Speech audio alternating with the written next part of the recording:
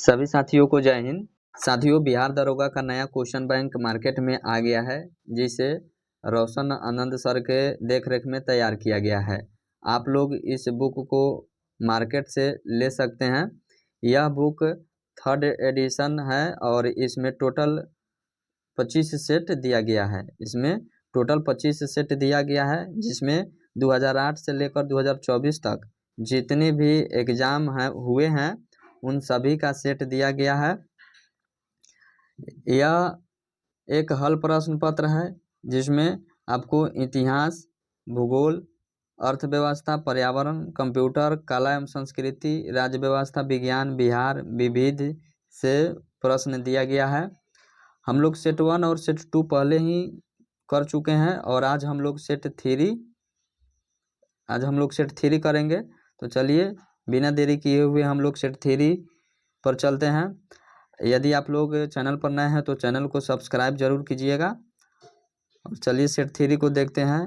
यह सेट परीक्षा तिथि 17/12/2023 को प्रथम पाली में जो एग्जाम हुआ है वही सेट है। तो चलिए पहला क्वेश्चन को देखते हैं। प्रथम क्वेश्चन है, 5वां आसियान भारत व्यापार शिखर सम्मेलन कहाँ आयोजित किया गया था? तो इसका सही आंसर है कुआलालंपुर। कुआलालंपुर है। 5वां आसियान भारत व्यापार शिखर सम्मेलन 6 मार्च 2023 को कुआलालंपुर मलेशिया में आयोजित किया गया था। ठीक है। इसकी थीम थी strengthening and moving forward ASEAN India economic relations for a strategic business partnership. ASEAN का जो फुल फॉर्म होता है association of south east Asian Nations.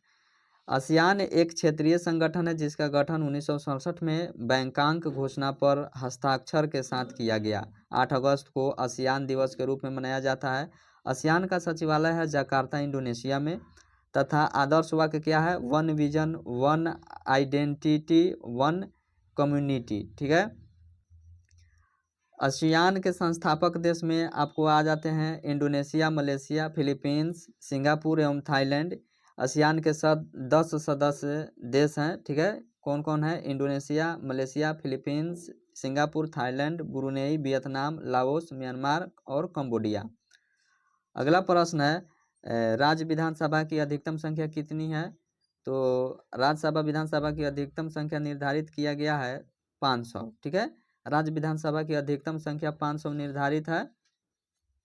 संविधान के अनुच्छेद 170 में राज्य की विधानसभा के सदस्यों की अधिकतम संख्या 500 और न्यूनतम कितना? 60 है। ठीक है। अनुच्छेद 371 के विभिन्न खंडों में कुछ राज्यों की विशेष प्रावधान प्राप्त है, जिसके तहत विधानसभा सदस्यों की न्यूनतम संख्या 60 से भी कम है। उदाहरण में आप देखिएगा कि मिजोरम में 40 विधानसभा है, सिक्किम में 32 हैं और गोवा में 40 हैं। तथा संघ राज्य क्षेत्र दिल्ली में 70 और पुदुचेरी में 30 विधानसभा है। राज्य विधानसभा का कार्यकाल 5 वर्ष का होता है और विधानसभा के सत्रवासान के आदेश राज्यपाल द्वारा दिए जाते हैं।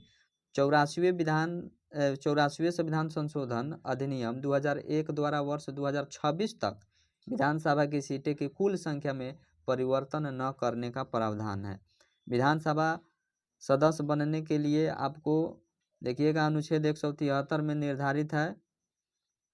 वर्तमान में सर्वाधिक विधानसभा सदस्यों की संख्या उत्तर प्रदेश में 403 है तथा न्यूनतम सदस्य संख्या सिक्किम में है 32। अनुच्छेद 332 के अनुसार राज्य की जनसंख्या के अनुपात के आधार पर विधानसभा में अनुसूचित जातियों और जनजातियों के लिए स्थानों का आरक्षण दिया गया है। केंद्रीय मंत्रिपरिषद सामूहिक रूप से उत्तरदायी होती है। तो इसका सही आंसर है लोकसभा के प्रति। केंद्रीय मंत्रिपरिषद सामूहिक रूप से लोकसभा के प्रति उत्तरदायी होती है। संविधान का अनुच्छेद 75 स्पष्ट रूप से यह प्रावधान करता है कि मंत्रिपरिषद लोकसभा के प्रति सामूहिक रूप से उत्तरदायी होगी। इसका अर्थ है कि सभी मंत्रियों को उनके सभी कार्यों के लिए लोकसभा के प्रति संयुक्त जिम्मेदारी होगी। सामूहिक उत्तरदायित्व का सिद्धांत यह भी है कि मंत्रिमंडल के निर्णय सभी केंद्रीय मंत्रियों एवं अन्य मंत्रियों के लिए बाध्यकारी है। अनुच्छेद 75 के 2 में व्यक्तिगत उत्तरदायित्व का सिद्धांत भी वर्णित है। यह कहता है कि मंत्री राष्ट्रपति के प्रसाद पर्यंत अपने पद पर बने रहेंगे, जिसका अर्थ है कि राष्ट्रपति किसी मंत्री को उस समय भी हटा सकता है जब मंत्रिपरिषद को लोकसभा में विश्वास मत प्राप्त है। हालांकि राष्ट्रपति किसी मंत्री को केवल प्रधानमंत्री की सलाह पर ही हटा सकता है। मंत्रिपरिषद में मंत्रियों की 3 श्रेणियां होती है। कौन कौन? कैबिनेट मंत्री, राज्य मंत्री व उप मंत्री। अनुच्छेद 74 में प्रधानमंत्री के नेतृत्व वाली मंत्रिपरिषद का उपबंध है। यह राष्ट्रपति को उसके कार्य करने हेतु सलाह देती है। अनुच्छेद 74 में प्रधानमंत्री के नेतृत्व वाली मंत्रिपरिषद का उपबंध है। ठीक है। मंत्रिमंडल तथा मंत्रिपरिषद दोनों शब्द एक दूसरे के लिए प्रयोग किए जाते हैं, परंतु इनमें एक निश्चित अंतर है। मंत्रिमंडल एक लघु निकाय है जिसमें लगभग 15-20 मंत्री होते हैं। यह मंत्रिपरिषद का एक भाग है। इसमें केवल कैबिनेट मंत्री शामिल होते हैं। इसकी व्याख्या को 1978 के 44वें संविधान संशोधन द्वारा अनुच्छेद 352 में शामिल किया गया। अनुच्छेद 352 में व्याख्या है कि प्रधानमंत्री व अन्य कैबिनेट मंत्रियों की परिषद जिन्हें अनुच्छेद 75 के अंतर्गत नियुक्त किया गया है। अगला प्रश्न है कि राष्ट्रीय आय बराबर होती है, तो इसका सही आंसर है एनएनपी फैक्टर कोस्ट। राष्ट्रीय आय एनएनपी फैक्टर कोस्ट के बराबर होती है। ठीक है। जब एनएनपी की गणना लागत मूल्य यानी कि फैक्टर कोस्ट पर की जाती है तब उस देश की राष्ट्रीय आय निकलती है। एनएनपी से राष्ट्रीय आय की गणना करने के लिए इसमें से अप्रत्यक्ष कर को घटा दिया जाता है, जबकि परिधान या सहायिका को जोड़ दिया जाता है। राष्ट्रीय आय बराबर होता है निव्वल राष्ट्रीय उत्पाद माइनस अप्रत्यक्ष कर प्लस सहायिका।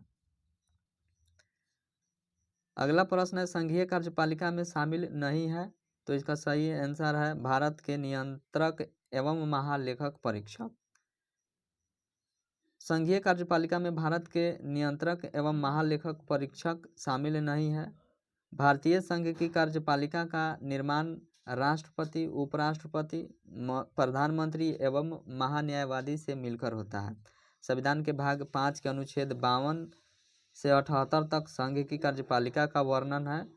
संसदीय व्यवस्था में कार्यपालिका अपनी नीतियों एवं कार्यों के लिए विधायिका के प्रति उत्तरदायी होती है। संघ की कार्यपालिका शक्तियां राष्ट्रपति को प्राप्त है, परंतु वास्तविक शक्तियां प्रधानमंत्री एवं उनके मंत्रिपरिषद में निहित होती है। अनुच्छेद 52 के माध्यम से राष्ट्रपति के पद का प्रावधान किया गया है। अनुच्छेद 52 में राष्ट्रपति के पद का प्रावधान है और अनुच्छेद 53 के तहत भारत का राष्ट्रपति अपनी कार्यपालिका संबंधी समस्त शक्तियों का प्रयोग स्वयं अथवा अपने अधीनस्थ अधिकारियों के माध्यम से करता है। प्रधानमंत्री शासन का प्रशासनिक प्रधान होता है। प्रधानमंत्री शासन का प्रशासनिक प्रधान होता है जो शक्तियों का वास्तविक प्रयोग करता है।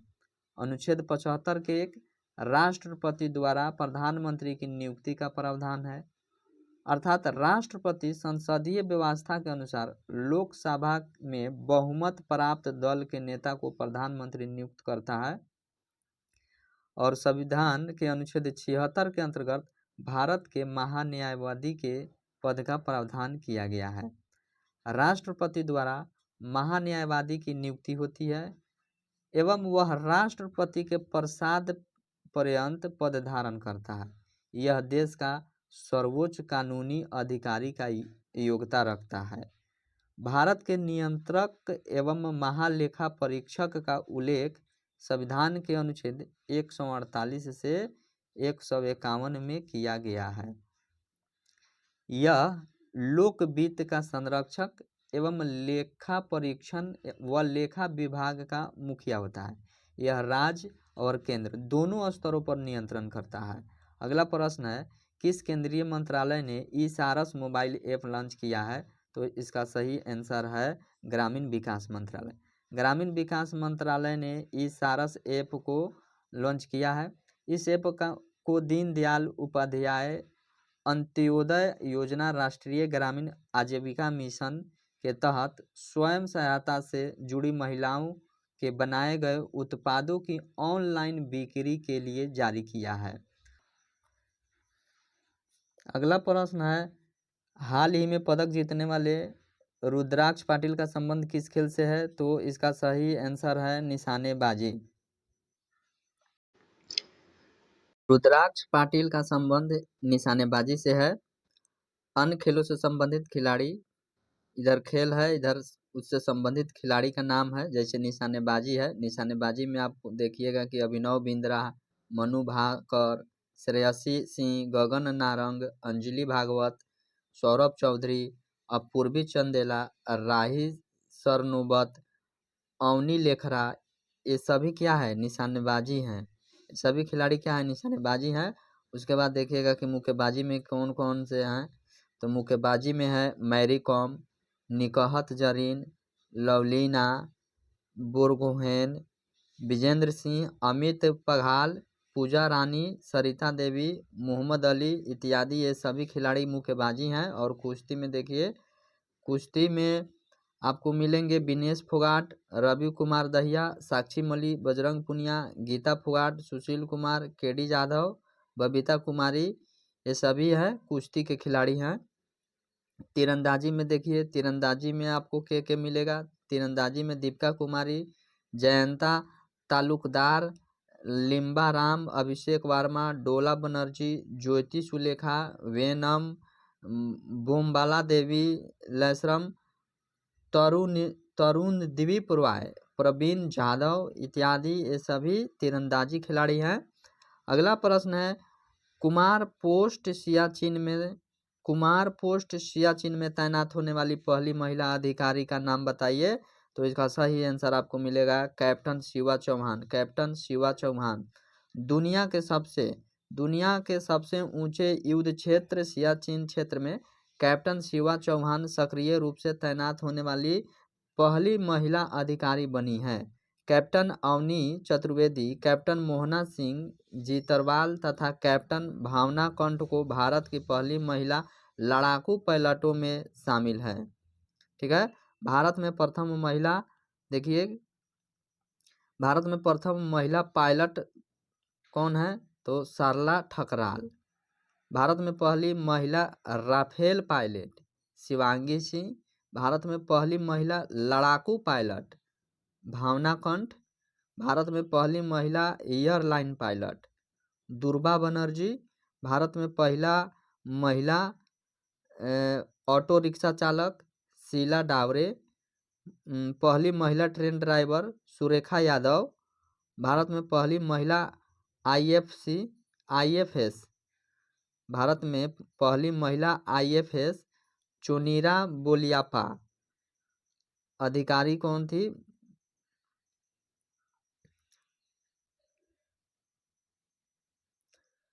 भारत में पहली महिला IFS अधिकारी है चोनीरा बोलियापा मथुमा।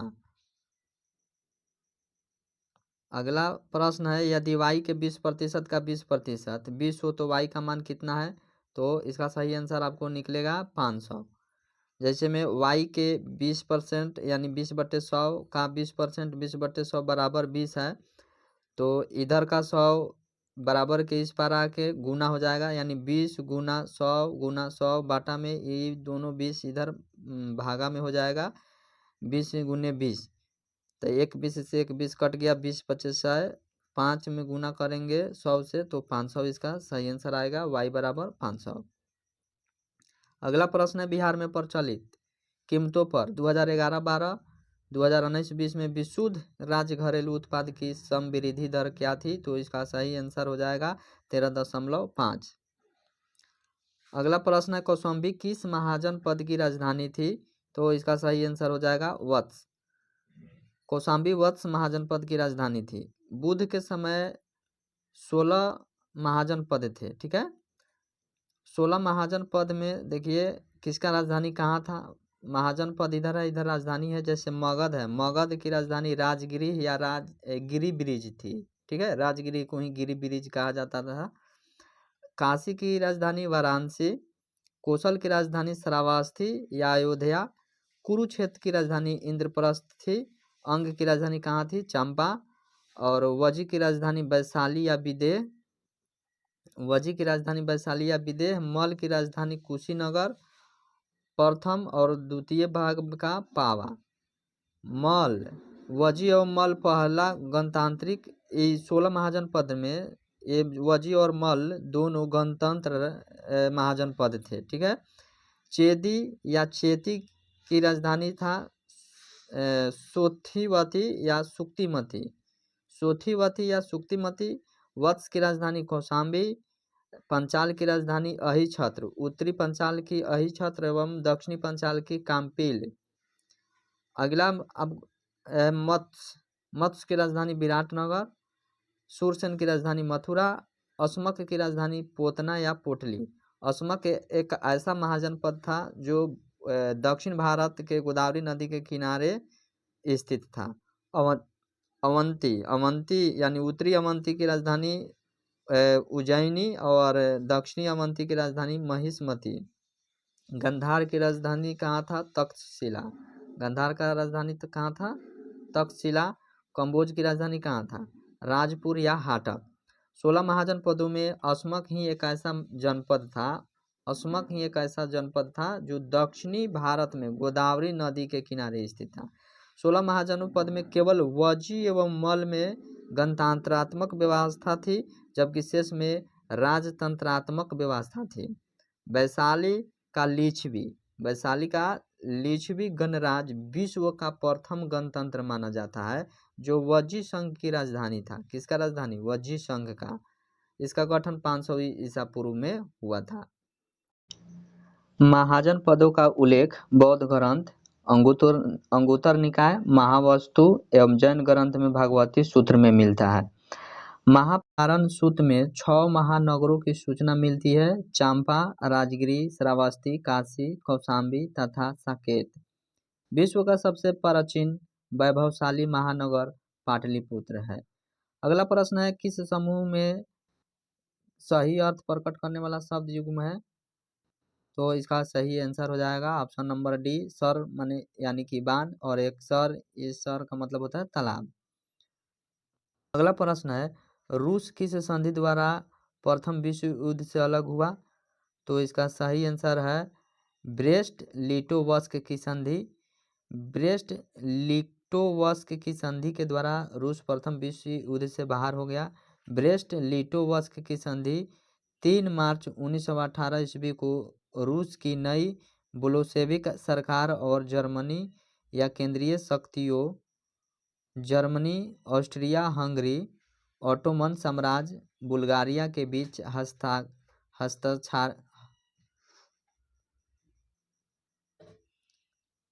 हस्ताक्षरित एक अलग संधि थी, जिसने प्रथम विश्व युद्ध में रूस की भागीदारी को समाप्त कर दिया। 2 महीने की बातचीत के बाद जर्मनी नियंत्रित ब्रेस्ट लिटोवस्क में संधि पर हस्ताक्षर किए गए। संधि के अनुसार सोवियत रूस ने मित्र राष्ट्रों के प्रति शाही रूस की सभी प्रतिबद्धताओं को पूरा नहीं किया और पूर्वी यूरोप और पश्चिमी एशिया में 11 राष्ट्र स्वतंत्र हो गया। यह संधि रूस के लिए बहुत अपमानजनक संधि थी। रूस को अपने विशाल क्षेत्र और लगभग 6.5 करोड़ जनसंख्या से वंचित होना पड़ा। इस संधि के हो जाने के बाद रूस विश्व युद्ध से अलग हो गया, जिससे बोल्शेविक सरकार को देश की आंतरिक समस्याओं पर ध्यान देने का समय मिल गया।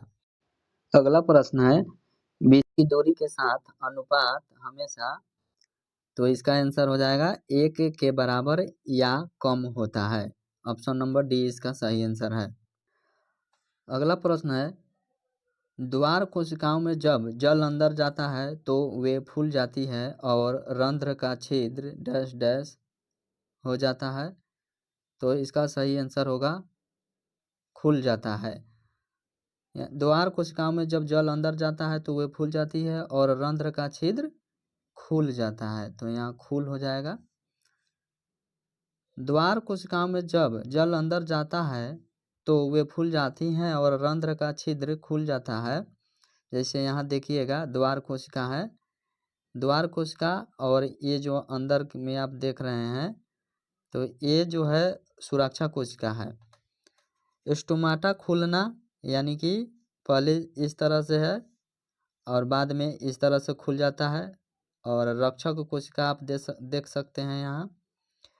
एपिडर्मल कोशिका बाहर वाले को कहते हैं और क्लोरोप्लास्ट उससे भी बाहर जो होता है उसको क्लोरोप्लास्ट कहते हैं। द्वार कोशिकाओं में जल का प्रवेश द्वारा कोशिकाओं को खुलने में सहायता प्रदान करता है। इसके परिणाम स्वरूप गार्ड सेल सुस्त हो जाता है।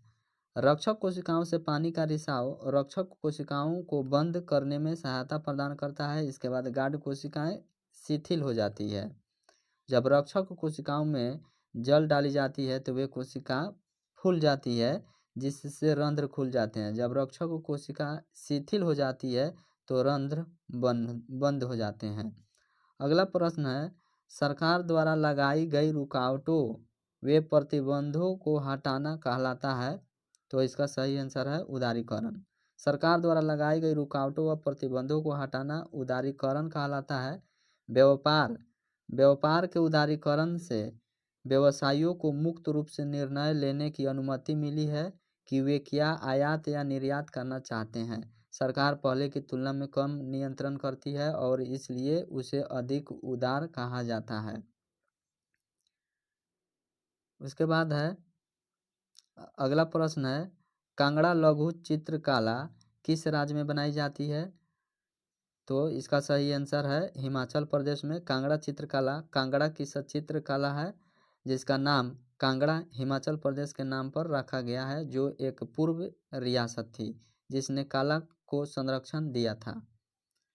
यह 18वीं शताब्दी के मध्य में बसोहली चित्रकला की शैली के लुप्त होने के साथ प्रचलित हो गया।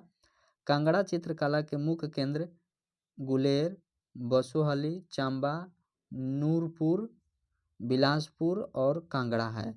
अब सामूहिक रूप से पहाड़ी चित्रकला के रूप में जानी जाती है, जो उस शैली को सम्मिलित करती है जिसे 17वीं और 19वीं शताब्दी के बीच राजपूत शासकों द्वारा संरक्षित किया गया था।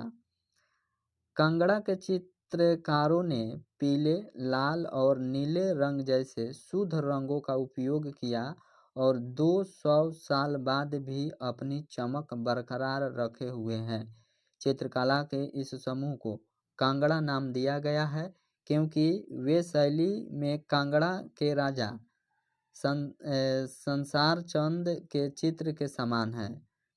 यहाँ कुछ प्रमुख चित्रकला शैली है एवं उनसे संबंधित राज्य है, जैसे बिहार में मधुबनी या मैथिली चित्रकला, पटना कलम और मंजूषा। उत्तर प्रदेश में चोकपूर्णा या सोन रखना और चिकन करी उत्तर प्रदेश की चित्रकला है। झारखंड प्लस बिहार में जादो पाटिया चित्रकला है। पश्चिम बंगाल में काली घाट, अल्पना। हिमाचल प्रदेश में पहाड़ी, गुलेर, कांगड़ा। मध्य प्रदेश में देखिएगा तो सुरैती, नौरता, मोरते और तिलंगा। उड़ीसा में चित्रकला है पटचित्र प्लस सौरा। राजस्थान में फड प्लस मांडना प्लस लघु प्लस उसके बाद है मड़ाना। गुजरात का चित्रकला है पिथौरा प्लस आथिया। और तमिलनाडु की चित्रकला जो है कोलम, तंजौर। पंजाब की चित्रकला है फुलकारी। तेलंगाना की चित्रकला चेरियल प्लस निर्मल। आंध्र प्रदेश की चित्रकला में मुगुलू, कलमकारी। उत्तराखंड एपन। केरल में कलमा जट्टू, जिसे कलमे जूथू भी कहा जाता है। कर्नाटक में रंगावली प्लस कुसूती। महाराष्ट्र में देखिएगा तो वली या वारली। ठीक है। अगला प्रश्न है कि मानव विकास सूचकांक को प्रकाशित किया जाता है विश्व आर्थिक मंच द्वारा, अंतर्राष्ट्रीय मुद्रा कोष द्वारा, या यूएनडीपी यानी संयुक्त राष्ट्र विकास कार्यक्रम द्वारा, या विश्व बैंक समूह द्वारा। तो इसका सही आंसर हो जाएगा यूएनडीपी के द्वारा। मानव विकास सूचकांक यूएनडीपी द्वारा प्रकाशित किया जाता है। यह सूचकांक 1990 से जारी किया जा रहा है। मानव विकास सूचकांक के 3 मानक हैं: शिक्षा, स्वास्थ्य और आय। मानव विकास सूचकांक की गणना 4 संकेत को जन्म के समय, जीवन प्रत्याशा, स्कूली शिक्षा के औसत वर्ष, स्कूली शिक्षा के अपेक्षित वर्ष और प्रति व्यक्ति सकल राष्ट्रीय आय द्वारा की जाती है। इसकी गणना 0 और 1 के बीच की जाती है। संकेतक में जो देश एक अंक के जितने पास रहता है वह मानव विकास में उतने उच्च स्तर पर होता है। अगला प्रश्न है, the spirit of the laws नामक रचना का लेखक कौन था? तो इसका आंसर है Montesquieu. The spirit of the laws 1748 नामक रचना के लेखक मोंटेस्क्यू था। इस पुस्तक में सरकार के भीतर विधायी, कार्यपालिका और न्यायपालिका के बीच सत्ता का विभाजन प्रस्तावित है। मोंटेस्क्यू ने किताब प्रकाशित करने से पहले 21 वर्ष शोध में बिताए। इस पुस्तक का फ्रांसीसी क्रांति पर प्रभाव पड़ा, जिससे लोग स्वतंत्रता और समानता और राजा के दुर्व्यवहार को समाप्त करने के लिए इच्छित हुए। फ्रांसीसी क्रांति संबंधित महत्वपूर्ण रचनाएं जैसे सोशल कॉन्ट्रैक्ट की रचना रूसो ने की थी। लेटर्स ऑन इंग्लिश से वाल्टेयर की रचना है, ठीक है, ये वाल्टेयर की रचना है। Two treatises of government John Locke की रचना है। लामी द पल्प अखबार का संपादक जियो पॉल था, ठीक है। मार्सिले गीत की रचना कवि रॉजेट दी लाइल द्वारा किया गया था, ठीक है। अगला प्रश्न है, भारत सरकार द्वारा जनजातियों के स्वशासन के विभिन्न अवामे का परीक्षण करने के लिए गठित समिति का नाम बताइए। तो इसका सही आंसर है भूरिया समिति। भारत सरकार द्वारा जनजातियों के स्वशासन के विभिन्न आयामों का परीक्षण करने के लिए भूरिया समिति का गठन किया गया था। जून 1994 में अनुसूचित क्षेत्रों की स्थिति का अध्ययन करने हेतु भूरिया समिति का गठन किया गया। भूरिया समिति ने 1995 में केंद्र सरकार के समक्ष अपनी रिपोर्ट प्रस्तुत की। भूरिया समिति की सिफारिशों को मानते हुए अनुसूचित क्षेत्रों के लिए केंद्रीय कानून को ठीक माना गया। इसका मुख्य उद्देश्य केंद्रीय कानूनों के माध्यम से जनजातीय स्वायत्त क्षेत्रों को विनिर्दिष्ट करना था, जिसका उल्लंघन राज्य न कर पाए। एक है सरकारी आयोग। इस समिति का गठन जून 1983 में केंद्र राज्य संबंधों को सुधारने तथा राज्य की स्वायत्तता संबंधी मांगों पर सिफारिश देने के लिए किया गया था। सरकारी आयोग की गठन, ठीक है। इनके अन्य 2 सदस्य थे, श्री बी शिवारमन और SR सेन। उसके बाद है अशोक मेहता समिति। अशोक मेहता समिति दिसंबर 1977 में जनता पार्टी की सरकार द्वारा अशोक मेहता की अध्यक्षता में समिति का गठन किया गया है। अशोक मेहता समिति ने रिपोर्ट अगस्त 1978 में सौंपी। इसने पंचायत व्यवस्था हेतु द्विस्तरीय मंडल पंचायत व जिला परिषद अपनाने की बात कही। उसके बाद आता है LM सिंघवी समिति। लक्ष्मीमल सिंघवी यानी LM सिंघवी समिति का गठन राजीव गांधी सरकार द्वारा 1986 में किया गया। इसने पंचायती राज व्यवस्था को संवैधानिक दर्जा देने का सुझाव दिया। राज्य वित्त आयोग का गठन तथा पंचायतों को करारोपण का अधिकार देने का भी सुझाव दिया। देखिए, आपसे पूछ सकता है कि कौन समिति कब बना था, या सभी समिति को देने के बाद आपको मिलान करने के लिए दिया जाएगा कि कौन समिति कब बना था। इसलिए इस अन्य ईस्वी को भी आप याद रखिएगा कि कौन सा समिति कब बना था। चलिए, अगला प्रश्न है, उपभोक्ताओं के जिस अधिकार के तहत वस्तुओं व सेवाओं के विनिर्माता द्वारा बैंकिंग पर सूचना दर्शाई जाती है वह है, तो इसका आंसर हो जाएगा सूचना का अधिकार। उपभोक्ताओं के जिस अधिकार के तहत वस्तुओं व सेवाओं के विनिर्माता द्वारा पैकिंग पर सूचना दर्शाई जाती है, यह है सूचना का अधिकार। अगर आप कोई वस्तु खरीदेंगे तो उसके पैकेट पर कुछ खास जानकारियाँ पाएंगे। वे जानकारियाँ उस वस्तु के अवयवों, मूल्यों, वैध संख्या, निर्माण की तारीख, खराब होने की अंतिम तिथि और वस्तु बनाने वाले पते के बारे में होती है। यह इसलिए कि उपभोक्ता जिन वस्तुओं और सेवाओं को खरीदता है उसके बारे में उसे सूचना पाने का अधिकार है।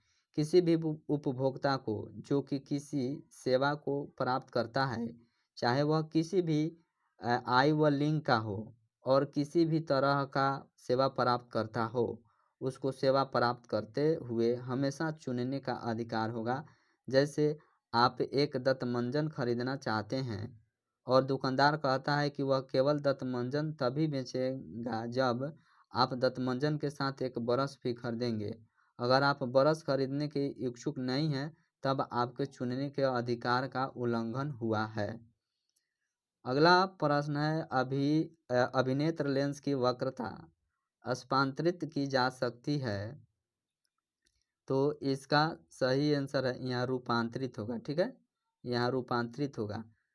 तो इसका सही आंसर है पक्षाभि पेशियों द्वारा अभिनेत्र लेंस की वक्रता पक्षाभि पेशियों द्वारा वक्रता रूपांतरित की जा सकती है।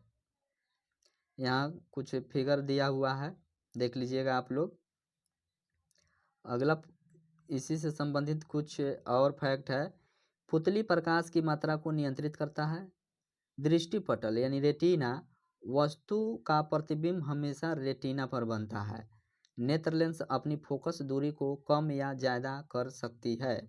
पक्षांभी पेशियाँ यानी कि सिलियरी मस्कुलस क्या होता है, वस्तु दूर होगी तो फोकस दूरी अधिक होगा। ठीक है, वस्तु पास होगी तो लेंस फोकस दूरी को कम कर लेगा और ये सभी कार्य पक्षांभी पेशियों द्वारा किया जाता है। अगला प्रश्न है, राष्ट्रपति राज्यसभा में सदस्य मनोनीत कर सकता है, तो इसका सही आंसर है 12। राष्ट्रपति राज्यसभा में 12 सदस्य मनोनीत कर सकता है। संविधान का अनुच्छेद 80 राज्यसभा की संरचना का प्रावधान करता है। संविधान के अनुच्छेद 80 के 3 के तहत राष्ट्रपति द्वारा साहित्य, विज्ञान, कला और समाज सेवा के संबंध में विशेष ज्ञान रखने वाले 12 सदस्यों को मनोनीत किया जाता है। क्षेत्र देखिए कौन कौन से क्षेत्र है, साहित्य, विज्ञान, कला और समाज सेवा। राष्ट्रपति द्वारा राज्यसभा में विभिन्न क्षेत्रों के ख्याति प्राप्त 12 व्यक्तियों के मनोनयन की अवधारणा कहाँ से लिया गया है, ये लिया गया है आयरलैंड के संविधान से। राज्यसभा में अधिकतम 250 सदस्य हो सकते हैं, परंतु वर्तमान में इनकी संख्या है 245। राज्य विशेष की जनसंख्या के आधार पर किसी राज्य से आने वाले सदस्यों की संख्या का निर्धारण होता है। वर्तमान में उत्तर प्रदेश में राज्यसभा सदस्यों की सीटों की संख्या सर्वाधिक 31 है। भारतीय संविधान के अनुच्छेद 83 के 1 के अनुसार राज्यसभा एक अस्थायी सदन है, अर्थात इसका विघटन नहीं होता है। भारत के उपराष्ट्रपति राज्यसभा के पदेन सभापति होते हैं अनुच्छेद 89 के तहत। वर्तमान में भारत के उपराष्ट्रपति जगदीप धनखड़ हैं जो 14वें उपराष्ट्रपति हैं। अगला प्रश्न है, भारत का राज्य अथवा केंद्र शासित प्रदेश जो जनगणना 2011 में साक्षरता दर में तीसरा सर्वाधिक मान रखता है, यह था, तो इसका सही आंसर है मिजोरम। भारत का राज्य अथवा केंद्र शासित प्रदेश जो जनगणना 2011 में साक्षरता दर में तीसरा सर्वाधिक मान रखता है, यह है मिजोरम। सर्वाधिक साक्षरता प्रतिशत वाले राज्य तथा केंद्र शासित प्रदेश 2011 के अनुसार देखिएगा, केरल में 94% है। दूसरा लक्षद्वीप में 91.8% है। मिजोरम में 91.3% है। उसके बाद गोवा में 88.7% है और त्रिपुरा में 87.2% है। फिर उसके बाद देखिएगा कि न्यूनतम साक्षरता प्रतिशत वाले राज्य 2011 के अनुसार देखिएगा तो सबसे कम है बिहार में 61.8% है। उसके बाद अरुणाचल प्रदेश 65.4%, उसके बाद राजस्थान 66.1%, उसके बाद झारखंड 66.4%, उसके बाद है आंध्र प्रदेश तेलंगाना के सहित उस समय हुआ था 67%। अगला है नोट में देखिए कुछ दिया हुआ है।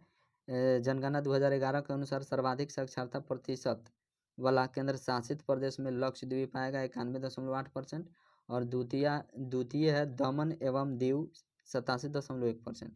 और जनगणना 2011 के अनुसार न्यूनतम साक्षरता प्रतिशत वाला केंद्र शासित प्रदेश देखिएगा तो दादर एवं नागर हवेली है, ठीक है, 76.2%। अगला प्रश्न है कि एक परीक्षा में किसी विद्यार्थी को प्रत्येक सही उत्तर के लिए 4 अंक दिए जाते हैं तथा गलत उत्तर के लिए 2 अंक काट लिए जाते हैं।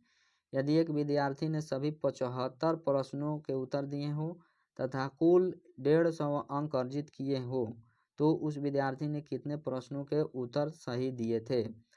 तो इसका सोल्यूशन दिया हुआ है कि माना विद्यार्थी ने कुल x प्रश्न के उत्तर सही दिए थे एवं 75 - x प्रश्न गलत उत्तर दिए थे, ठीक है। तो प्रश्नानुसार देखिएगा तो x गुना 4 माइनस 75 - x इंटू 2, क्योंकि 2 अंक काट लिया जाता है गलत का, ठीक है, बराबर 150 अंक है। दोनों को गुना करेंगे 4x माइनस 75 दूना 150 और माइनस हो जाएगा 2 से गुना करेंगे x में तो 2x बराबर हो जाएगा 150। फिर 4x माइनस ये हो जाएगा 150, ई माइनस और ई माइनस हो जाएगा यहाँ प्लस 2x बराबर में है 150। तो 4x और 2x को जोड़ेंगे तो 6 हो जाएगा 6x, और इधर माइनस है तो इधर आके प्लस 150 और प्लस में ई 150 और ई माइनस इधर आके प्लस में 150 हो जाएगा यानी कि 300। 6x बराबर है 300, इसलिए हो जाएगा x बराबर इस 6 से भागा कीजिएगा 6 × 25 यानी 50, x बराबर हो गया 50, यानी कि कुल प्रश्नों के सही उत्तर दिए थे कितना 50, तो आपका सही आंसर हो जाएगा 50। अगला प्रश्न निम्नलिखित में से कौन राष्ट्रपति के महाभियोग की प्रक्रिया में भाग नहीं लेता है। तो राष्ट्रपति के महाभियोग की प्रक्रिया में शामिल नहीं होता है संसद के किसी भी सदन के मनोनीत सदस्य, उसके बाद है संसद के किसी भी सदन के निर्वाचित सदस्य, राज्य विधानसभा के निर्वाचित सदस्य, या दिल्ली एवं पुदुचेरी संघ राज्य क्षेत्र की विधानसभा के निर्वाचित सदस्य। तो इसका यहाँ कूट दिया हुआ है, ठीक है, सही कूट चुनना है तो सही कूट चुनिएगा। तो देखिएगा कि भाग नहीं लेने में आपको कौन कौन आ जाएगा। तो यहाँ देख लीजिए संसद के किसी भी सदन के मनोनीत सदस्य, तो ये महाभियोग में भाग लेता है, ठीक है। संसद के किसी भी सदन के निर्वाचित सदस्य ये भी भाग लेते हैं। राज्य विधानसभा के निर्वाचित सदस्य भाग नहीं लेते हैं और दिल्ली पुदुचेरी संघ राज्य क्षेत्र की विधानसभा के निर्वाचित सदस्य भाग नहीं लेते हैं, यानी 3 एवं 4। 3 एवं 4 आपको देखिएगा तो ऑप्शन 3 और 4 सी में है, ऑप्शन सी सही है। राष्ट्रपति के महाभियोग की प्रक्रिया में राज्य विधानसभा के निर्वाचित सदस्य तथा दिल्ली पुदुचेरी संघ राज्य क्षेत्र की विधानसभा के निर्वाचित सदस्य भाग नहीं लेते हैं। संविधान के अनुच्छेद 61 के तहत देखिएगा तो राष्ट्रपति द्वारा संविधान का अतिक्रमण करने पर संसद को यह शक्ति है कि महाभियोग की प्रक्रिया द्वारा राष्ट्रपति को हटा दें, ठीक है। फिर है कि महाभियोग की प्रक्रिया में संसद के दोनों सदनों के निर्वाचित यानी लोकसभा एवं राज्यसभा के निर्वाचित सदस्य के अलावा मनोनीत सदस्य यानी दोनों सदनों के, लोकसभा में हो या राज्यसभा में हो, वे सभी भाग ले सकते हैं। यानी कि राज्य विधानसभाओं तथा दिल्ली पुदुचेरी की विधानसभाओं के निर्वाचित सदस्य इसमें क्या होते हैं, भाग नहीं ले सकते हैं, भले ही राष्ट्रपति निर्वाचन में से सदस्य भाग लेते हैं। उसके बाद है कि महाभियोग एक अर्ध न्यायिक प्रक्रिया है। महाभियोग क्या है? एक अर्ध न्यायिक प्रक्रिया है। राष्ट्रपति के महाभियोग की प्रक्रिया संसद के किसी भी सदन से शुरू की जा सकती है, राज्यसभा या लोकसभा दोनों में किसी से भी शुरू किया जा सकता है। महाभियोग का आरोप संसद के किसी भी सदन में लगाया जा सकता है, लेकिन ऐसा करने के लिए राष्ट्रपति को 14 दिन पूर्व जानकारी दे देना होता है। ठीक है। उसके बाद है कि अगर आप नोटिस देते हैं तो नोटिस सदन के कुल सदस्य संख्या के कम से कम 1/4 सदस्य द्वारा हस्ताक्षरित होना चाहिए। कम से कम 1/4 सदस्य उसमें राजी होना चाहिए कि हाँ, महाभियोग की प्रक्रिया इनके ऊपर लागू किया जाए। उसके के लिए नोटिस आप जो 14 दिन पूर्व दीजिएगा तो 1/4 सदस्य उसमें हस्ताक्षरित माने हस्ताक्षर करना होना जरूरी रहता है। संसद के जिस भी सदन में यह आरोप लगाया जाता है उसमें सदन के कुल कुल संख्या के 2/3 बहुमत से संकल्प पारित कर अगले सदन में भेज दिया जाता है। ठीक है। और जब आप जानकारी दे दिए और उसको पास कीजिएगा तो 2/3 बहुमत से आपको पास करना होता है और उसके बाद दूसरे सदन में भेजा जाता है। सदन का दूसरा सदन भी आरोपी की जांच कर सही पाए जाने पर इस प्रस्ताव को भी अगर कुल सदस्य संख्या के 2/3 बहुमत से पारित कर दे तब यह महाभियोग की प्रक्रिया पूर्ण मानी जाती है और इसके बाद राष्ट्रपति के पद से हटना पड़ता है। ठीक है। महाभियोग की प्रक्रिया के दौरान राष्ट्रपति को इसमें उपस्थित होने तथा अपना प्रतिनिधि भेजने यानी प्रतिनिधि है या उपस्थित होने तथा अपना प्रतिनिधि भेजने का अधिकार होता है। अभी तक भारत में किसी भी राष्ट्रपति पर महाभियोग नहीं लगाया गया है। अगला प्रश्न है एकरा राजधानी है। एकरा राजधानी किसका है? एकरा राजधानी है घाना की। ठीक है। यहाँ पर कुछ देश हैं और उनकी राजधानी है, जैसे सेनेगल की राजधानी है डकार, ट्यूनीशिया की राजधानी ट्यूनिस है, युगांडा की राजधानी कंपाला, अंगोला की राजधानी लुआंडा, अल्जीरिया की राजधानी अल्जियर्स, मोजाम्बिक की राजधानी मपूतो, नामीबिया की राजधानी बिडहॉक, नाइजर की राजधानी है नियामी, नाइजीरिया की राजधानी है अबुजा। उसके बाद में है सेशेल्स की राजधानी है विक्टोरिया, इथियोपिया की राजधानी है अदिस अबाबा, बोत्सवाना की राजधानी है गैबोरन, माली की राजधानी है बमाको, दक्षिणी सूडान की राजधानी है जुबा। अगला प्रश्न है निम्नलिखित में से किस संगठन ने हाल ही में ऑपरेशन गरुड़ चलाया है?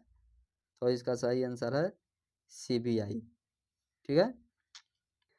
अगला प्रश्न है एक दूरदर्शी में अभिदृश्य उत्तल लेंस के स्थान पर परवलय दर्पण का उपयोग क्यों लाभकारी है? सबसे अधिक सही उत्तर चुनना है।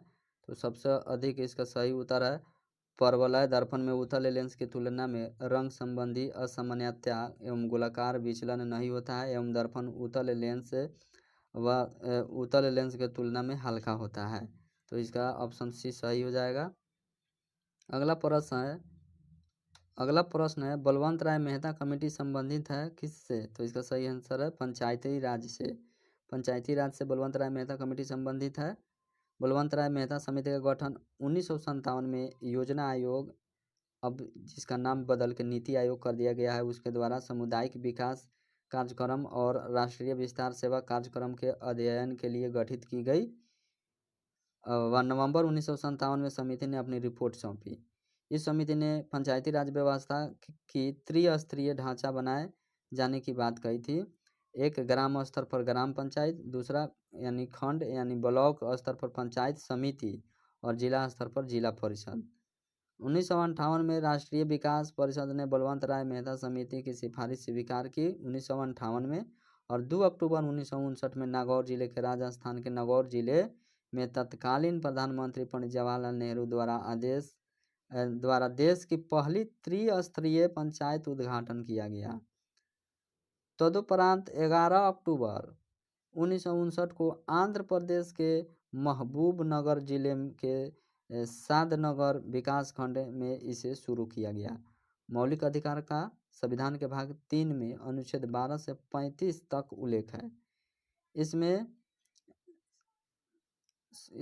इसे संयुक्त राज्य अमेरिका के संविधान से लिया गया है। संविधान भाग 3 को भारत का मैग्ना कार्टा की संज्ञा दी जाती है।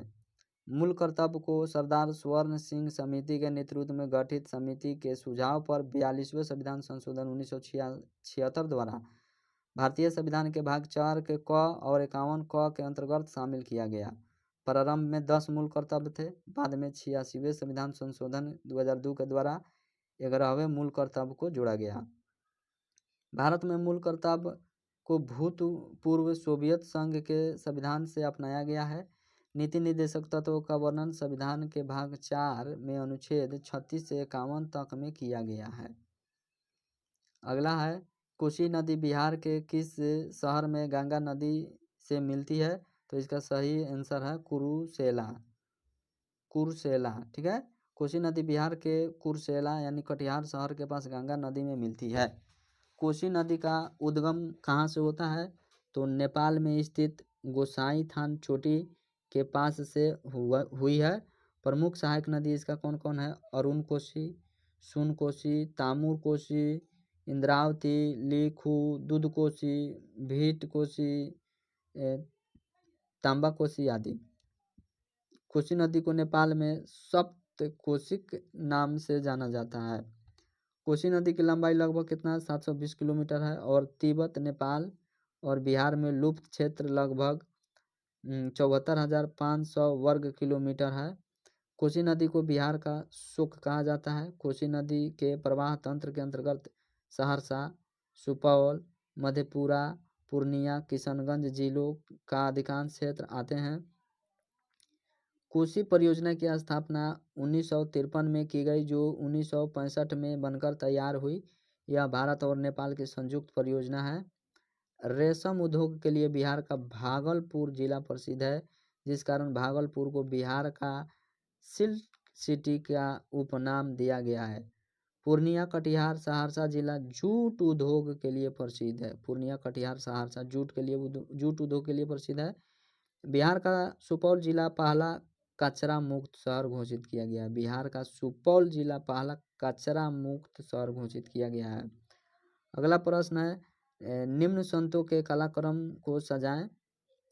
जैसे चैतन है, रामानुजाचार्य है, तुलसीदास है और नामदेव है। तो इसको सजाना है तो सबसे पहले ये रामानुजाचार्य आएंगे, फिर उसके बाद में कौन आएंगे? नामदेव आएंगे, उसके बाद में चैतन आएंगे, फिर उसके बाद में तुलसीदास आएंगे, ठीक है।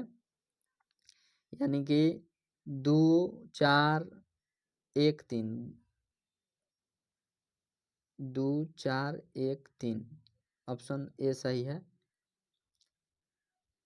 जैसे देखिएगा यहाँ कालक्रम इनका देखिएगा तो रामानुजाचार्य 1017 ईस्वी से 1137 ईस्वी तक थे। नामदेव 1270 ईस्वी से 1350 ईस्वी, चैतन 1486 ईस्वी से 1533 ईस्वी और तुलसीदास 1532 ईस्वी से 1623 ईस्वी तक, ठीक है। यहाँ देखिएगा रामानुजाचार्य 1017 ईस्वी से 1137 ईस्वी। रामानुजाचार्य का जन्म 1017 ईस्वी में श्री पेरुम्बुदूर तमिलनाडु में हुआ था। इन्होंने विशिष्टाद्वैतवाद का मत दिया तथा ज्ञान के स्थान पर भक्ति को महत्व दिया है। इन्होंने ब्रह्म सूत्र पर श्री भास नाम से टीका लिखी है।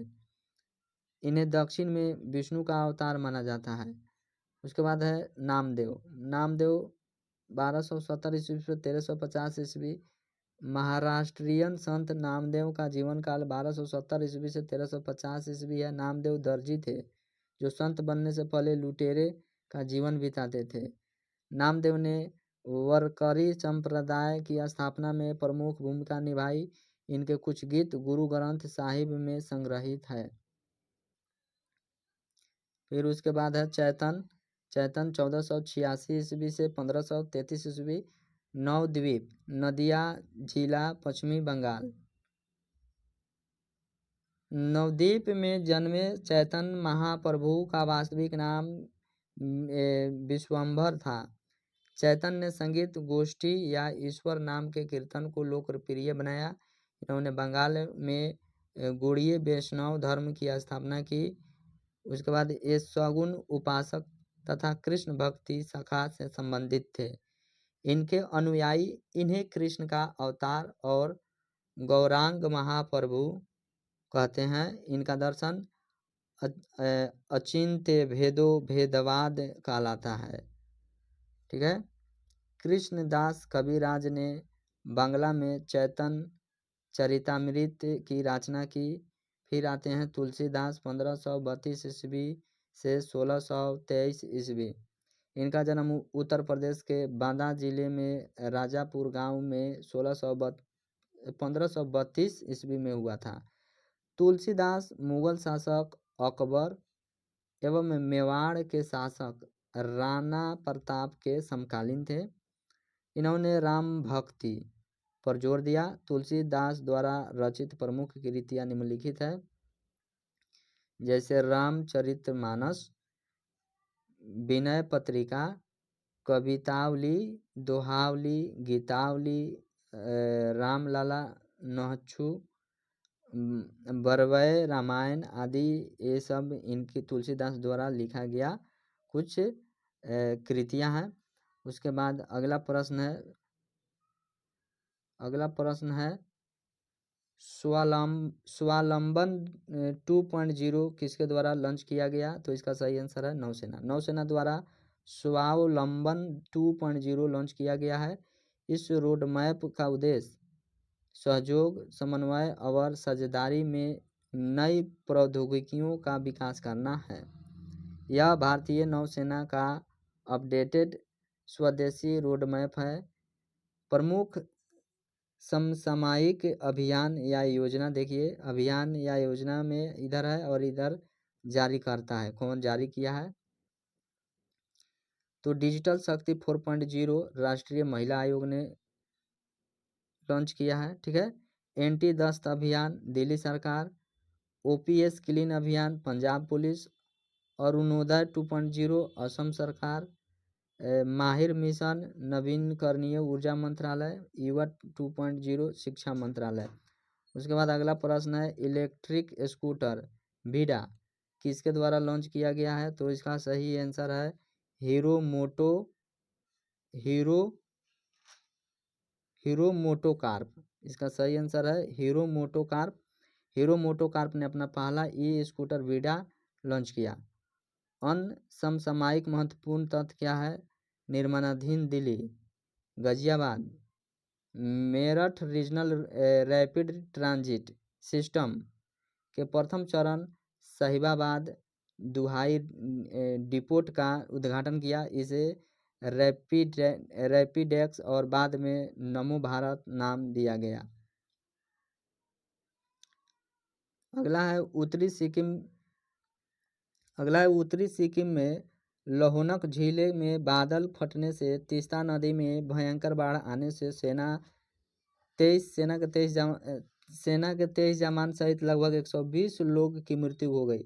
चौथे एशियन पैरा गेम्स का आयोजन चीन के हांगझू में संपन्न हुआ।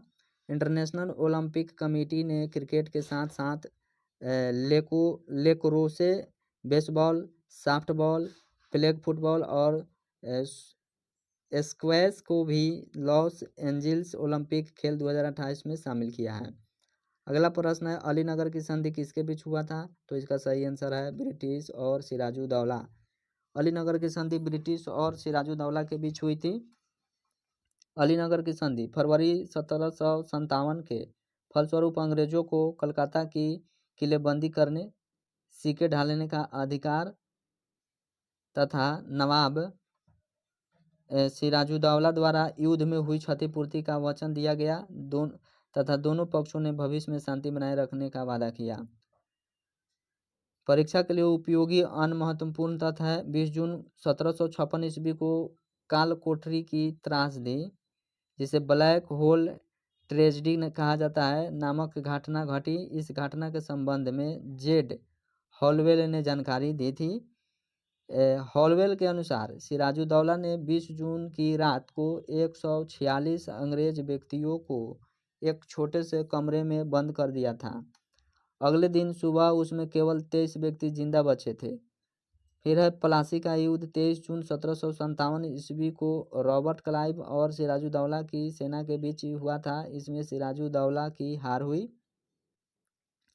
प्लासी का युद्ध बंगाल के नदिया जिले में भागीरथी नदी के किनारे हुआ था। उसके बाद अगला प्रश्न है प्लेइंग इट माई वे किसकी रचना है? तो इसका सही आंसर है Sachin Tendulkar. Playing it my ways पुस्तक के लेखक सचिन तेंदुलकर है। A century is not enough Sourav Ganguly. Cricket my style Kapil Dev. Golden girl PT Usha. Sunny days Sunil Gavaskar. उसके बाद है वन डे वंडर्स, इसका लेखक कौन है? One day wonders Sunil Gavaskar है। 281 and beyond BVS Lakshman.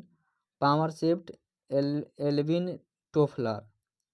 Helen Keller story of my life. उसके बाद है award of love Narendra Modi. Amnesty है अरविंद आडिग। उसके बाद है मैथोलॉजी रोनाल्ड बर्थ। उसके बाद अगला प्रश्न है मुगल मेवाड़ संधि कब हुआ था? तो इसका सही आंसर है 1615 ईस्वी। मुगल मेवाड़ संधि 1615 ईस्वी में जहांगीर और राणा अमर सिंह के बीच हुआ था। 1605 से 1615 ईस्वी के मध्य मुगलों द्वारा मेवाड़ पर निरंतर सैनिक अभियान कराए गए। अंततः 1615 ईस्वी में मेवाड़ के शासक राणा अमर सिंह ने आत्मसमर्पण कर दिया।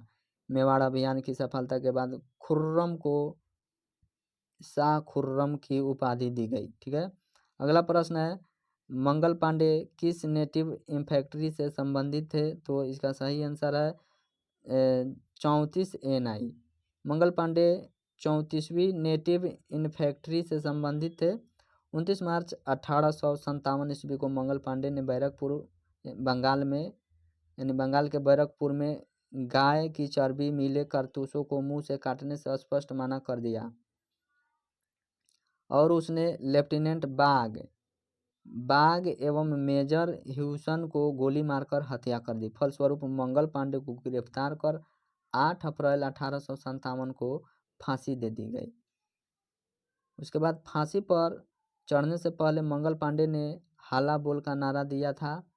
10 मई 1857 के दिन मेरठ की पैदल टुकड़ी 20 नेटिव इन्फैक्ट्री से 1857 की क्रांति की शुरुआत हुई।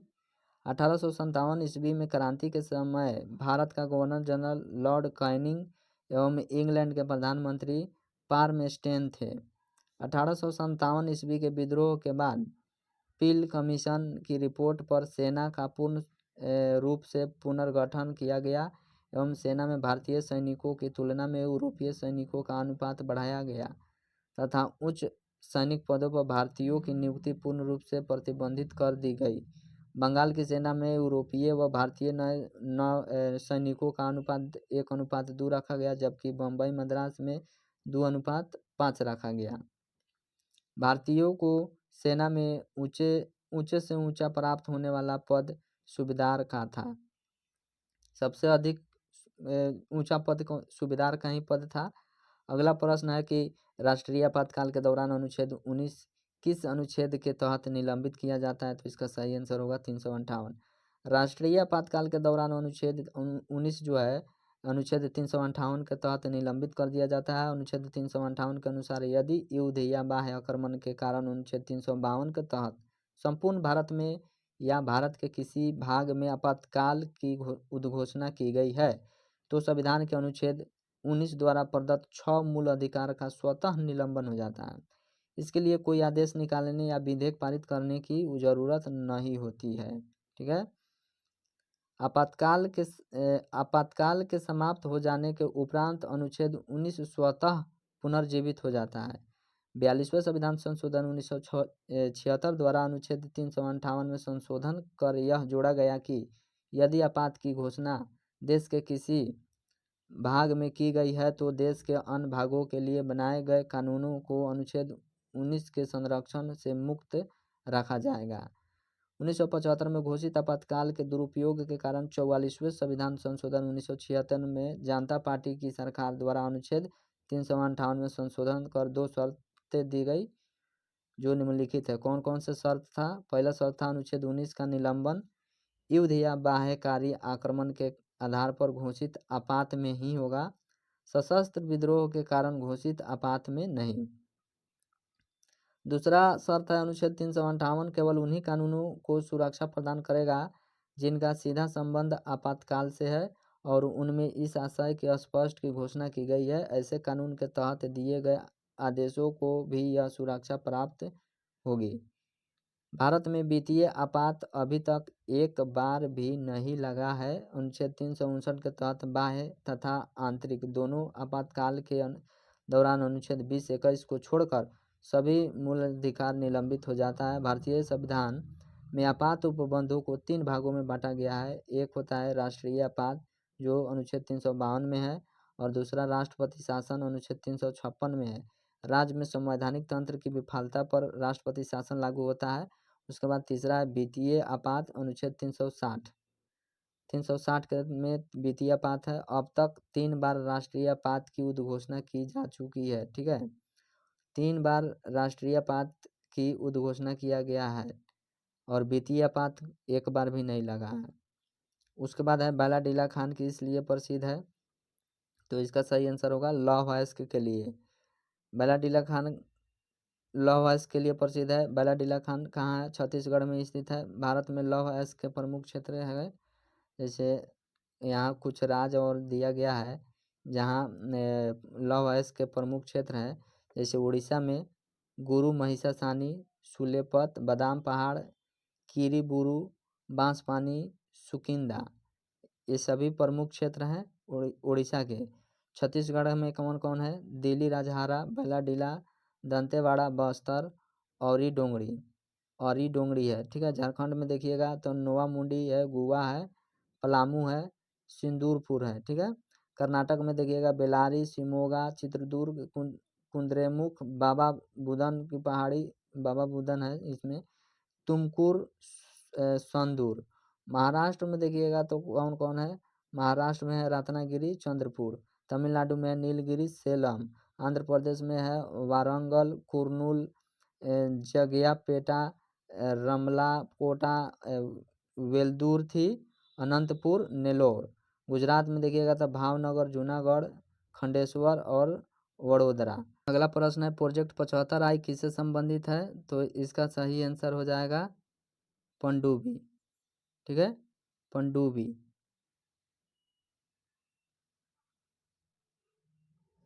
प्रोजेक्ट 75I भारतीय नौसेना की P-75 श्रेणी की पनडुब्बियों का अनुवर्ती है। प्रोजेक्ट 75I के तहत 6 पारंपरिक पनडुब्बियों के निर्माण के लिए स्वदेशी तौर पर परिकल्पना की गई है जो अत्याधुनिक वायु स्वतंत्र प्रणोदन प्रणाली से लैस है। इसकी अनुमानित लागत 43,000 करोड़ रुपए है। इसके तहत 6 पनडुब्बियां हैं, INS Kalvari, INS Vagsheer, INS वेला, INS खंडेरी, INS करंज और INS वागीर।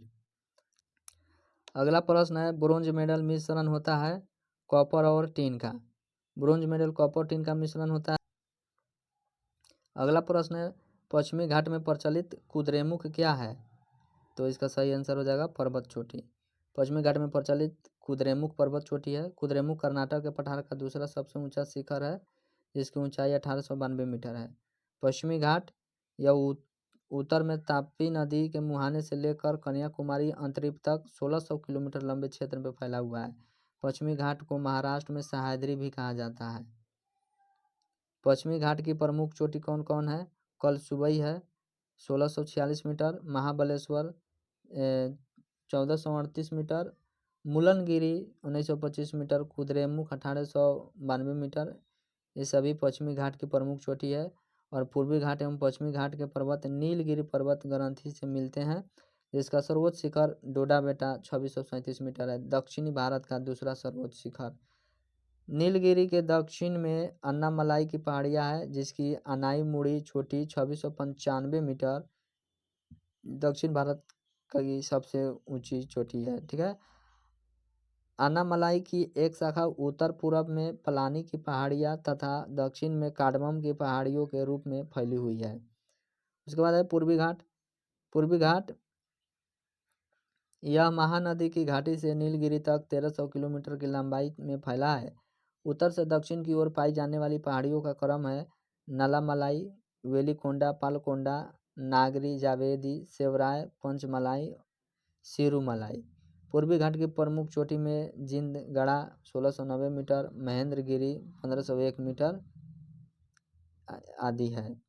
उसके बाद अगला प्रश्न है, भारत का एकमात्र तैरता हुआ राष्ट्रीय उद्यान कौन सा है?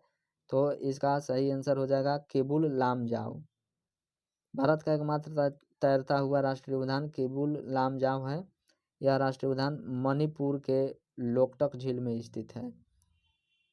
राष्ट्रीय उद्यान का 2/3 भाग फुमड़ी मिट्टी तथा बायोमास से निर्मित तैरता हुआ दलदल है।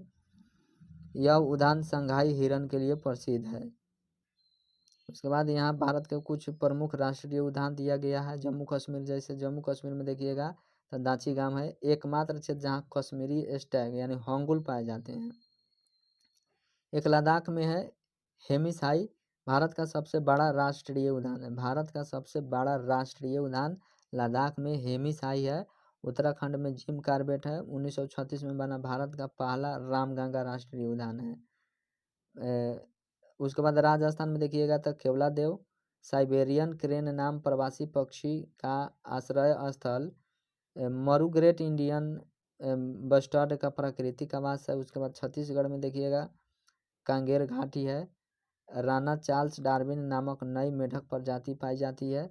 मध्य प्रदेश में बंधवगढ़ है सफ़ेद शेर के लिए। मेघालय में बलपक्रम है, बलपक्रम रेड पांडा के लिए। गुजरात में गिर एशियाई सिंह के लिए। असम में काजीरंगा है एक सिंह वाला गैंडा के लिए। अगला प्रश्न है, निम्न में से किस संस्था को आरबीआई विनियमन नहीं करता है? तो इसका सही आंसर हो जाएगा गैर बैंकिंग वित्तीय कंपनी। उपकरण एवं निवेश संबंधी संस्था को आरबीआई विनियमन नहीं करता है। भारतीय रिजर्व बैंक की स्थापना भारतीय रिजर्व बैंक अधिनियम 1934 के प्रावधान के अनुसार 1 अप्रैल 1935 को हुई थी। शुरुआत में रिजर्व बैंक का केंद्रीय कार्यालय कोलकाता में स्थापित किया गया था, जिसे वर्ष 1937 में अस्थायी रूप से मुंबई में स्थानांतरित कर दिया गया।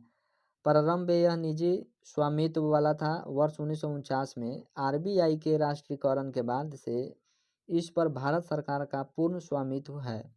आरबीआई बैंकिंग परिचालन के लिए विस्तृत मानदंड निर्धारित करता है, जिसके अंतर्गत देश की बैंकिंग और वित्तीय प्रणाली काम करती है। उद्देश्य प्रणाली में लोगों को विश्वास बनाए रखना, जमाकर्ताओं के हितों की रक्षा करना और आम जनताओं को किफ़ायती बैंकिंग सेवाएं उपलब्ध कराना इसका उद्देश्य है। अगला प्रश्न है, निम्नलिखित में से कौन सा राज्य क्षेत्रफल के अनुसार सबसे बड़ा है? तो इसका सही आंसर हो जाएगा राजस्थान। राजस्थान ही सबसे बड़ा राज्य है क्षेत्रफल की दृष्टि से। यहाँ पर दिया हुआ है राज्य का नाम और उसका क्षेत्रफल।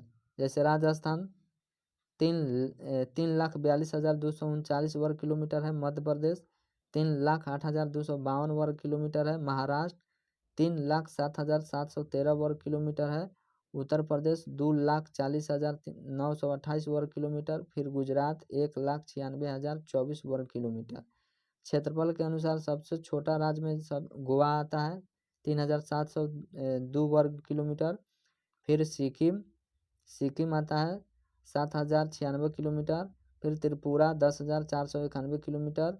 नागालैंड 16,579 किलोमीटर। और फिर मिजोरम 21,081 वर्ग किलोमीटर। क्षेत्रफल के अनुसार केंद्र शासित प्रदेश का क्रम है। लद्दाख के देखिएगा 1,66,698 वर्ग किलोमीटर। फिर जम्मू कश्मीर 55,538 वर्ग किलोमीटर। अंडमान निकोबार द्वीप समूह 8,249 वर्ग किलोमीटर। दिल्ली के 1,484 वर्ग किलोमीटर। दादरा नगर हवेली और दमन दीव 603 वर्ग किलोमीटर। पुदुचेरी 479 वर्ग किलोमीटर, चंडीगढ़ 114 वर्ग किलोमीटर और लक्षद्वीप में 32 वर्ग किलोमीटर है। यहाँ नोट दिया हुआ है, बिहार क्षेत्रफल के आधार पर भारत का 12वां राज्य है। इसका क्षेत्रफल 94,163 वर्ग किलोमीटर है। अगला प्रश्न है, निम्नलिखित तत्वों में सबसे कम विद्युत ऋणात्मकता है। तो इसका सही आंसर हो जाएगा CS की विद्युत ऋणात्मक सबसे कम है। अगला प्रश्न है, एक समान वृत्तीय गति में निम्न राशि स्थिर रहती है। तो इसका सही आंसर हो जाएगा 4। अगला प्रश्न है, निम्नलिखित निवारक निरोध अधिनियम को कालक्रमानुसार व्यवस्थित कीजिए। राष्ट्रीय सुरक्षा अधिनियम, आंतरिक सुरक्षा व्यवस्था अधिनियम, तीसरा है स्वापक औषधि और मानव प्रभावी पदार्थ अवैध व्यापार निवारण अधिनियम, फिर है विदेशी मुद्रा के संरक्षण और तस्करी गतिविधियों की रोकथाम अधिनियम। तो सबसे पहले आएगा आंतरिक सुरक्षा व्यवस्था अधिनियम, फिर आएगा विदेशी मुद्रा के संरक्षण और तस्करी गतिविधियों की रोकथाम अधिनियम, फिर आएगा राष्ट्रीय सुरक्षा अधिनियम और लास्ट में आएगा स्वापक औषधि और मानव प्रभावी पदार्थ अवैध व्यापार निवारण अधिनियम। तो इसका सही आंसर हो जाएगा ऑप्शन ए।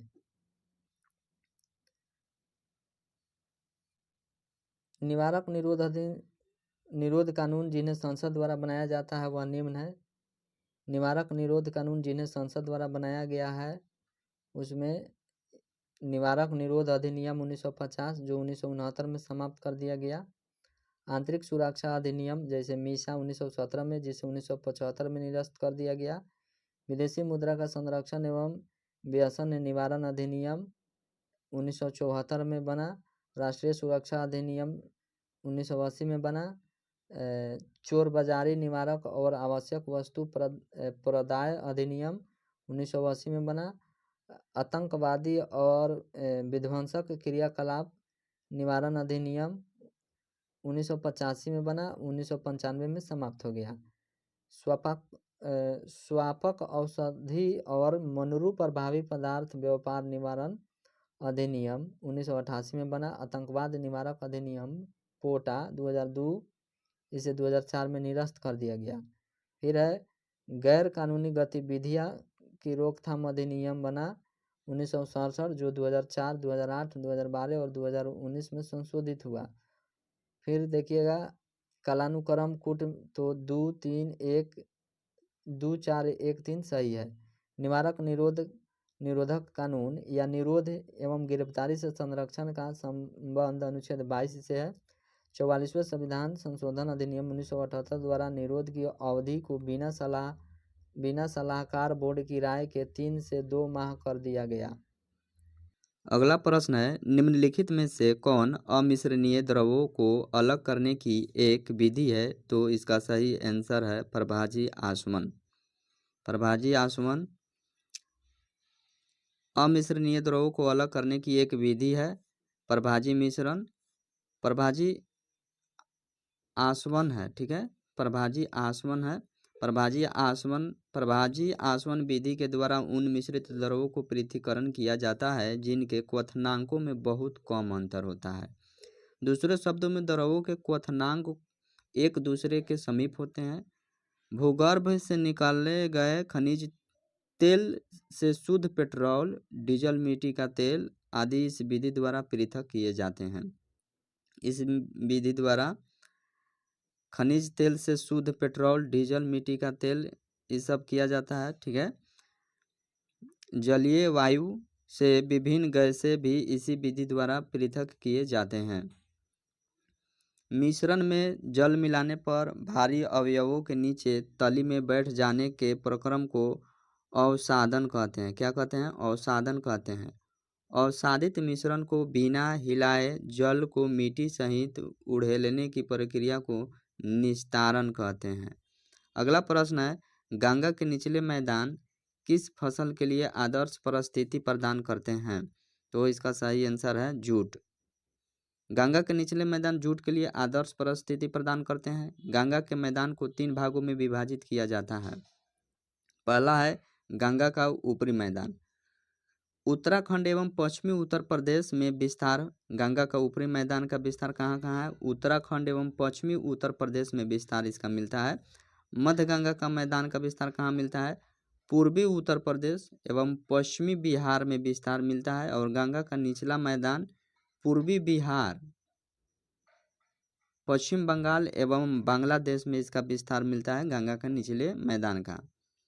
जूट के उत्पादन के लिए जलोढ़ मिट्टी 20 से 40 डिग्री सेल्सियस के मध्य तापमान और 70% से 80% सापेक्ष आर्द्रता की आवश्यकता है। इसलिए गंगा का निचला मैदान इसकी खेती के लिए आदर्श परिस्थिति प्रदान करता है। भारत में जूट का सबसे बड़ा उत्पादक है। भारत क्या है? भारत जूट का सबसे बड़ा उत्पादक है।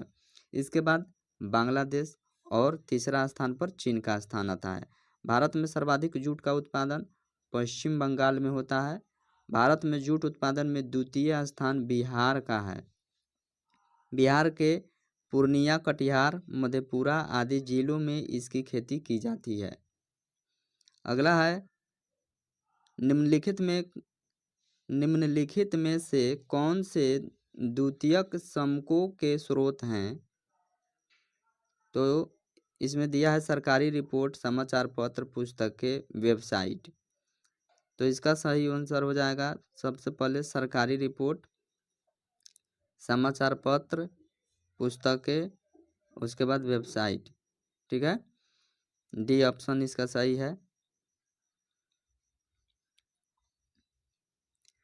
द्वितीयक समांक संकलन के 2 प्रमुख स्रोत होते हैं, प्रकाशित स्रोत और अप्रकाशित स्रोत। प्रकाशित स्रोत में आते हैं सरकारी प्रकाशन। प्रत्येक सरकार को अपने देश के आर्थिक विकास की जानकारी प्राप्त करने के लिए प्रतिवर्ष आर्थिक समीक्षा करनी होती है। उदाहरण में आप देखिए राष्ट्रीय आय, प्रति व्यक्ति आय, निर्धनता का स्तर, बेरोजगारी, जीडीपी, कृषि उत्पाद, खनन, जनसंख्या आदि ये सब सरकारी प्रकाशन होते हैं। उसके बाद है आयोग एवं समितियों के प्रकाशन। सरकार समय समय पर विभिन्न आयोगों एवं समितियों का गठन करती है जो विभिन्न रिपोर्ट प्रकाशित करती है। उदाहरण में आप देखिएगा योजना आयोग, नीति आयोग, वेतन आयोग, ये सभी क्या हैं? ये सब समय समय पर सरकार इसे गठित करती है। अर्ध सरकारी प्रकाशन है जैसे नगर निगम, नगर पंचायत, जिला पंचायत आदि अपने कार्य क्षेत्र से संबंधित जन्म, मृत्यु, शिक्षा, स्वास्थ्य आदि से संबंधित समंकों का संकलन कराती है और उन्हें प्रकाशित करती है। शोधकर्ताओं व अनुसंधान संस्थाओं के प्रकाशन होते हैं। समाचार पत्र पत्रिकाओं के प्रकाशन होते हैं। अंतर्राष्ट्रीय प्रकाशन जैसे यूएनओ, IMF, ILO, WHO आदि हैं। गैर सरकारी अथवा व्यापारिक संस्थाओं के प्रकाशन जैसे मनोरमा, ईयरबुक, जागरण, वार्षिकी, प्रतियोगिता दर्पण आदि ये सब होते हैं। तो ये सब प्रकाशित हुए। अप्रकाशित स्रोत में कौन कौन से आते हैं? सरकार, संस्थाएं, संगठन अथवा व्यक्तियों द्वारा कुछ सामग्री संग्रहित की जाती है परंतु ये इनका प्रकाशन नहीं करा पाते हैं। किसी अनुसंधानकर्ता को यदि इस प्रकार की सामग्री या सामंक उपलब्ध हो जाते हैं तो वह इस सामग्री का उपयोग द्वितीयक सामग्री के रूप में कर लेता है। अगला प्रश्न है प्राचीन मगध साम्राज्य की प्रथम राजधानी कौन शहर था? प्राचीन मगध साम्राज्य की प्रथम राजधानी कौन सा शहर था? तो इसका सही आंसर है राजगीर। राजगीर को राजगिरी भी कहा जाता था। ठीक है, मगध के सबसे प्राचीन वंश के संस्थापक बृहद्रथ था। इसकी राजधानी राजगीर, ठीक है, राजगिरी या गिरिब्रज थी। ठीक है, हर्यक वंश का उदयन ने मगध की राजधानी राजगिरी से पाटलिपुत्र यानी पटना स्थानांतरित किया। शिशुनाग ने मगध की राजधानी पाटलिपुत्र से हटाकर कहाँ किया था? वैशाली में। और शिशुनाग का उत्तराधिकारी कालाशोक पुनः राजधानी को पाटलिपुत्र ले गया।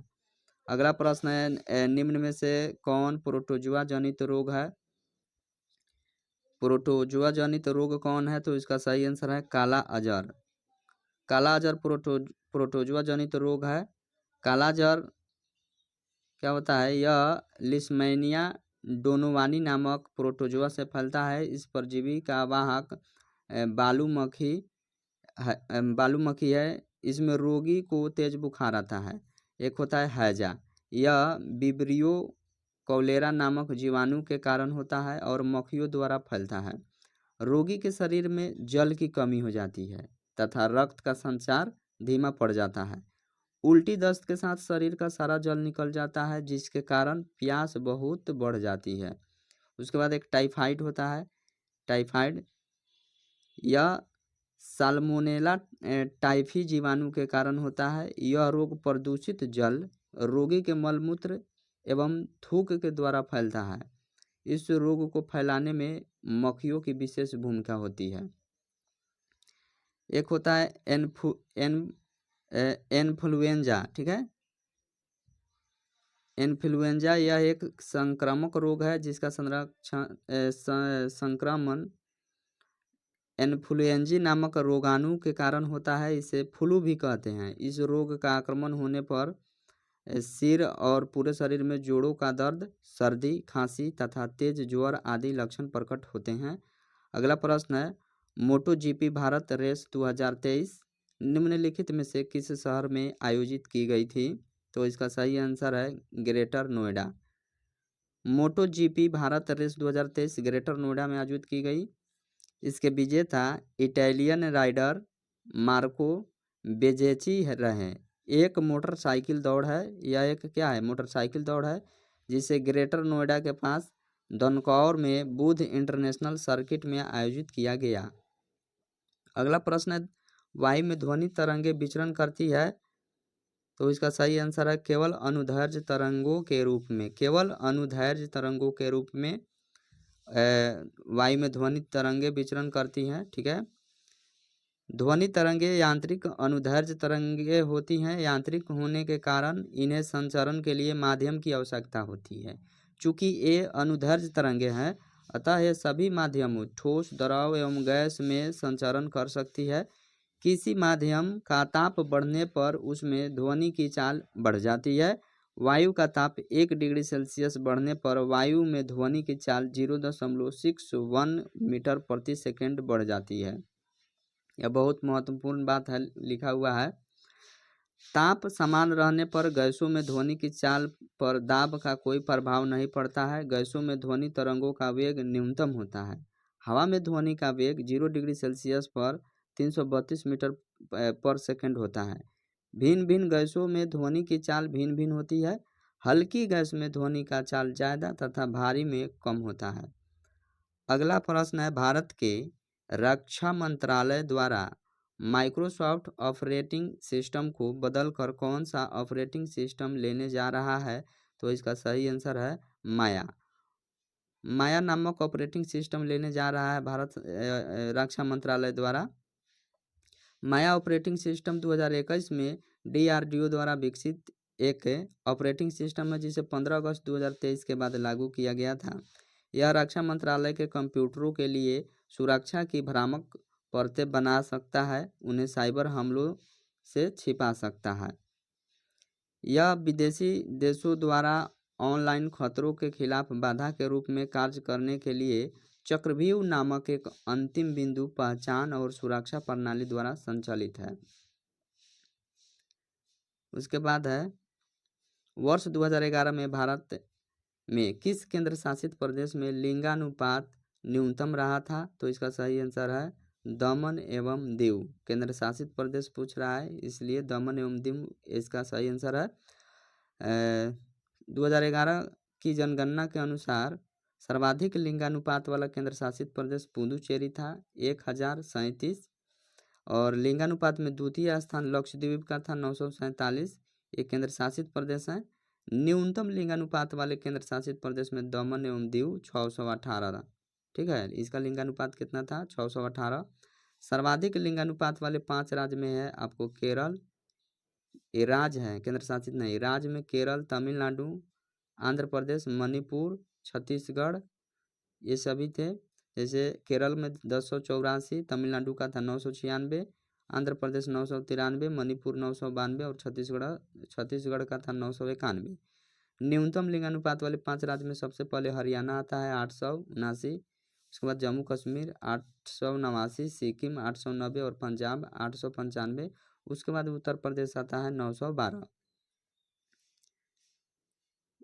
अगला प्रश्न है त्रिज्या ए तथा ऊंचाई बी वाले एक लंबवृत्तीय बेलन के वक्रीय सतह का क्षेत्रफल है, तो इसका सही आंसर हो जाएगा 2πAB।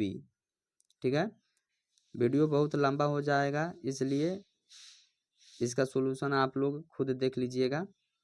अगला प्रश्न है बहुत ठंडे मौसम में एसएन निम्न से किस कारण से पाउडर में बदल जाता है, तो इसका सही आंसर है कम तापमान पर SnO के निर्माण के कारण। ठीक है,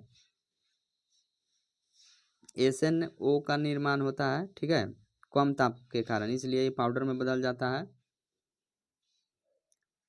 अगला प्रश्न है नॉर्वे शतरंज बिल्टिज टूर्नामेंट में किस भारतीय शतरंज खिलाड़ी ने मैग्नस कार्लसन को हराया, तो इसका सही आंसर है डी गुकेश। नॉर्वे शतरंज टूर्नामेंट में डी गुकेश ने मैग्नस कार्लसन को हराया।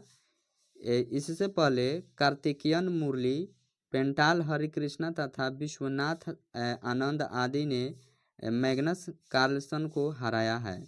विश्वनाथ आनंद ग्रैंड मास्टर बनने वाले पहले भारतीय खिलाड़ी हैं तथा आर प्राज्ञानंद सबसे कम उम्र के शतरंज ग्रैंड मास्टर हैं। अगला है पूर्ति के नियम के अनुसार एक वस्तु की कीमत एवं उसकी पूर्ति मात्रा के मध्य संबंध होता है, तो इसका सही आंसर है धनात्मक। पूर्ति के नियम के अनुसार एक वस्तु की कीमत एवं उसकी पूर्ति मात्रा के मध्य धनात्मक संबंध होता है। पूर्ति का नियम क्या है? पूर्ति का नियम मांग के नियम के ठीक विपरीत है। पूर्ति एवं कीमत का संबंध धनात्मक होता है जबकि मांग एवं कीमत का संबंध ऋणात्मक होता है।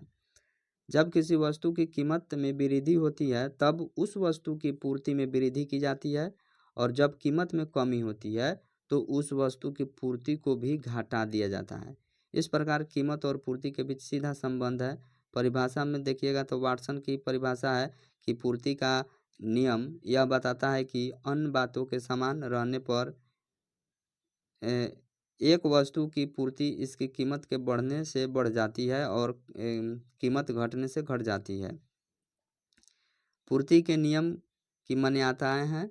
वीडियो बहुत लंबा हो रहा है इसलिए आप लोग इसको खुद से देख लीजिएगा। ठीक है, यहाँ कुछ ग्राफ भी दिया हुआ है। पूर्ति के नियम के अपवाद भी हैं। ठीक है, कि भविष्य में कीमतों को गिरने का भय होता है। पूर्ति के नियम का अपवाद मौसम का प्रभाव, नीलामी वस्तुओं के लिए लागू न होना, दुर्लभ वस्तुओं के लिए पूर्ति वक्र समान नहीं, पिछड़े देशों के श्रम पूर्ति में लागू न होना। ठीक है, तो वीडियो लंबा ना हो जाए इसलिए उसे आप लोग खुद कर लीजिएगा। किसी खेत में क्रमवार नियोजित कार्यक्रम के अनुसार विभिन्न फसलों के उगाने को क्या कहते हैं, तो इसका सही आंसर हो जाएगा फसल चक्र। फसल चक्र कहते हैं। ठीक है, किसी खेत में क्रमवार नियोजित क्रम के अनुसार विभिन्न फसलों के उगाने के फसल चक्र कहते हैं। फसल चक्र मृदा प्रबंधन प्रणाली का एक महत्वपूर्ण भाग है। यह एक ऐसी कृषि प्रणाली है जिसके अंतर्गत फसलों का क्रमवार आवर्तन इस प्रकार किया जाता है जिसमें एक फसल के कारण मृदा में होने वाले पोषक तत्वों की कमी तथा इसके फलस्वरूप उर्वरता की संभाव्य कमी की क्षतिपूर्ति की जा सके, जिससे मिट्टी की उर्वरता कम किए बिना न्यूनतम निवेश के साथ अधिक से अधिक प्रतिफल प्राप्त किया जा सके। उदाहरण के लिए आप देखिएगा कि गेहूं की फसल की कटाई के बाद गेहूं के खेत में फलीदार फसलों का उगाना, जिससे गेहूं उगाने के कारण मृदा में होने वाली नाइट्रोजन फिक्सिंग के द्वारा पूरा किया जा सके। रबी की फसल कटने के बाद खरीफ फसल के रूप में चारा उगाना, जिसे थोड़ा बड़ा होने के बाद बिना कटे मिट्टी में मिला देना ताकि भूमि की उर्वरता बढ़ जाए। उसके बाद अगला प्रश्न है कि रुपया मुद्रा है किसका, तो इंडोनेशिया का। यहाँ पर कुछ देश है उसकी राजधानी है और उसका मुद्रा दिया हुआ है। जैसे भारत है, भारत की राजधानी नई दिल्ली और मुद्रा रुपया है। बांग्लादेश का ढाका है और मुद्रा टाका है। भूटान की राजधानी थिम्पू और मुद्रा है नुगलट्रम। बहरीन का है मनामा और मुद्रा है दिनार। मंगोलिया का है उलान बटोर और मुद्रा है तुगरिक। उसके बाद मलेशिया का राजधानी है कुआलालंपुर और मुद्रा है रिंगगिट।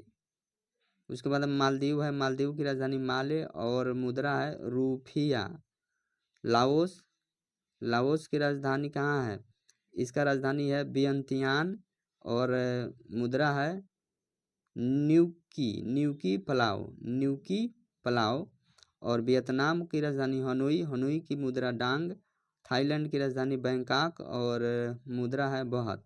अगला प्रश्न है कांचा माल सम्मिलित किया जाता है, तो इसका सही आंसर हो जाएगा कार्यशील पूंजी में। अगला प्रश्न है व्यावसायिक बैंकों का मुख्य कार्य है, इसका सही आंसर है जमा स्वीकार करना और ऋण देना। ठीक है। फ्रांस के निम्न में से किन दो नेताओं ने नेशनल असेंबली के गठन की घोषणा की? तो इसका सही आंसर हो जाएगा मिराबियो और आवेसिए। बानों को रखने का साधन वाक्यांश के लिए शब्द है, तो इसका सही आंसर है तुनीर। अगला प्रश्न है भारत रत्न विजेता भूपेन हजारिका निम्नलिखित क्षेत्रों में से संबंधित है, किससे संबंधित है? तो इसका सही आंसर हो जाएगा कला से। ठीक है, इसका सही आंसर हो जाएगा कला से। भारत रत्न विजेता भूपेंद्र हजारिका का संबंध कला क्षेत्र से है। 2019 में यह पुरस्कार 3 व्यक्ति प्रणब मुखर्जी, भूपेन हजारिका और नानाजी देशमुख को दिया गया। यह कला, साहित्य तथा विज्ञान या बड़े पैमाने पर जन सेवा में उत्कृष्ट कार्य करने के लिए देश का सबसे बड़ा राष्ट्रीय पुरस्कार होता है भारत रत्न। इसकी शुरुआत 1954 में हुई थी। 26 जनवरी को भारत के राष्ट्रपति के द्वारा दी जाती है। इसके मेडल में पीपल के पत्ते के आकार पर सूर्य का चित्र अंकित रहता है। एक वर्ष में अधिकतम 3 व्यक्तियों को ही भारत रत्न दिया जा सकता है। भारत रत्न से पुरस्कृत प्रथम व्यक्ति डॉक्टर सर्वपल्ली राधाकृष्णन थे। ठीक है। मरणोपरांत सर्वप्रथम लाल बहादुर शास्त्री को भारत रत्न से सम्मानित किया गया था। भारत रत्न से सम्मानित व्यक्ति देख लीजिए 1954 में डॉक्टर सर्वपल्ली राधाकृष्णन, चक्रवर्ती राजगोपालाचारी, डॉक्टर चंद्रशेखर वेंकट रमन को दिया गया था 1954 में। और 55 में डॉक्टर भगवान दास, डॉक्टर मोक्षगुंडम विश्वेश्वरैया और जवाहरलाल नेहरू को दिया गया था 1955 में। फिर 1957 में पंडित गोविंद वल्लभ पंत को दिया गया था। 58 में धुंधु केशव कर्वे को दिया गया था। उसके बाद 1961 में विधान चंद्र राय, राजर्षि पुरुषोत्तम दास टंडन और 62 में डॉक्टर राजेंद्र प्रसाद को मिला था 1962 में। 63 में डॉक्टर जकीर हुसैन, डॉक्टर पांडुरंग वामन काने और 66 में लाल बहादुर शास्त्री को मिला था। मरणोपरांत पुरस्कार पाने वाला प्रथम व्यक्ति हैं 66 में लाल बहादुर शास्त्री को दिया गया था। 71 में इंदिरा गांधी को दिया गया था और 1975 में वाराह वेंकट गिरी को। 76 में कुमार स्वामी कामराज मरणोपरांत मिला था। 1980 में मदर टेरेसा को मिला था। 1983 में आचार्य विनोबा भावे को मरणोपरांत मिला था। 1987 में खान अब्दुल गफ्फार खान को मिला था और 1988 में मखदूम गोपालन रामचंद्रन को मिला था मरणोपरांत। और 1990 में डॉक्टर भीमराव अंबेडकर को मिला था मरणोपरांत और नेल्सन मंडेला को भी मिला था। ठीक है। उसके बाद है 91 में राजीव गांधी को मिला था मरणोपरांत। सरदार वल्लभ भाई पटेल को मरणोपरांत मोरारजी देसाई को मिला था। 92 में मौलाना अबुल कलाम गुलजारी लाल नंदा मरणोपरांत और JRD टाटा, उसके बाद सत्यजीत रे, इनको 1992 में मिला था। 97 में APJ अब्दुल कलाम को मिला। गुलजारी लाल नंदा को मरणोपरांत मिला और उना आसफ अली को मरणोपरांत मिला। ठीक है। 1998 में देखिएगा MS सुब्बालक्ष्मी जी और उसके बाद C सुब्रमण्यम जयप्रकाश नारायण को मरणोपरांत मिला था। ठीक है, उसके बाद 1999 में देखिएगा तो 1999 में पंडित रविशंकर, उसके बाद अमर्त्य सेन एवं गोपीनाथ बारदोलई को मरणोपरांत मिला था। गोपीनाथ बारदोलई को मरणोपरांत मिला था। ठीक है, 2001 में लता मंगेशकर को मिला, उस्ताद बिस्मिल्लाह खां को मिला। 2008 में भीमसेन जोशी को मिला। 2014 में सचिन तेंदुलकर को मिला सबसे कम उम्र में, एवं चिंतामणि नगेशा रामचंद्र राव को मिला। ठीक है, 2015 में अटल बिहारी वाजपेयी को मिला, मदन मोहन मालवीय को मिला। 19 में प्रणब मुखर्जी, नानाजी देशमुख एवं भूपेंद्र हजारिका को मिला। अभी 24 में देखिएगा तो कर्पूरी ठाकुर को मिला है मरणोपरांत। राजनेता और बिहार के पूर्व मुख्यमंत्री थे। फिर लाल कृष्ण आडवाणी को मिला, ये राजनेता और पूर्व उप प्रधानमंत्री थे। ठीक है, अगला प्रश्न है निम्नलिखित में से अनपचयी शर्करा है, तो इसका सही आंसर हो जाएगा सुक्रोज। अगला प्रश्न है मुख्यमंत्री के कार्य व शक्तियों का उल्लेख भारतीय संविधान के किस अनुच्छेद में मिलता है, तो इसका सही आंसर है अनुच्छेद 167 में। मुख्यमंत्री का कार्य एवं शक्तियों का उल्लेख अनुच्छेद 167 में मिलता है। मुख्यमंत्री मंत्रालयों का प्रधान होता है, वह सभी मंत्रालयों पर निगरानी, सामंजस्य तथा समन्वय स्थापित करने का कार्य करता है। उसके बाद देखिएगा अनुच्छेद 167 के अनुसार प्रत्येक राज्य के मुख्यमंत्री का यह कर्तव्य होगा कि राज्य के प्रशासन संबंधी सूचना राज्यपाल को प्रदान करे। ठीक है, अगला है राज्य के प्रशासन संबंधी और विधान विषयक प्रस्थापनाओं संबंधी मंत्रिपरिषद के सभी विनिश्चय राज्यपाल को सूचित करना एवं इससे संबंधित जो जानकारी राज्यपाल मांगे उसे देना है।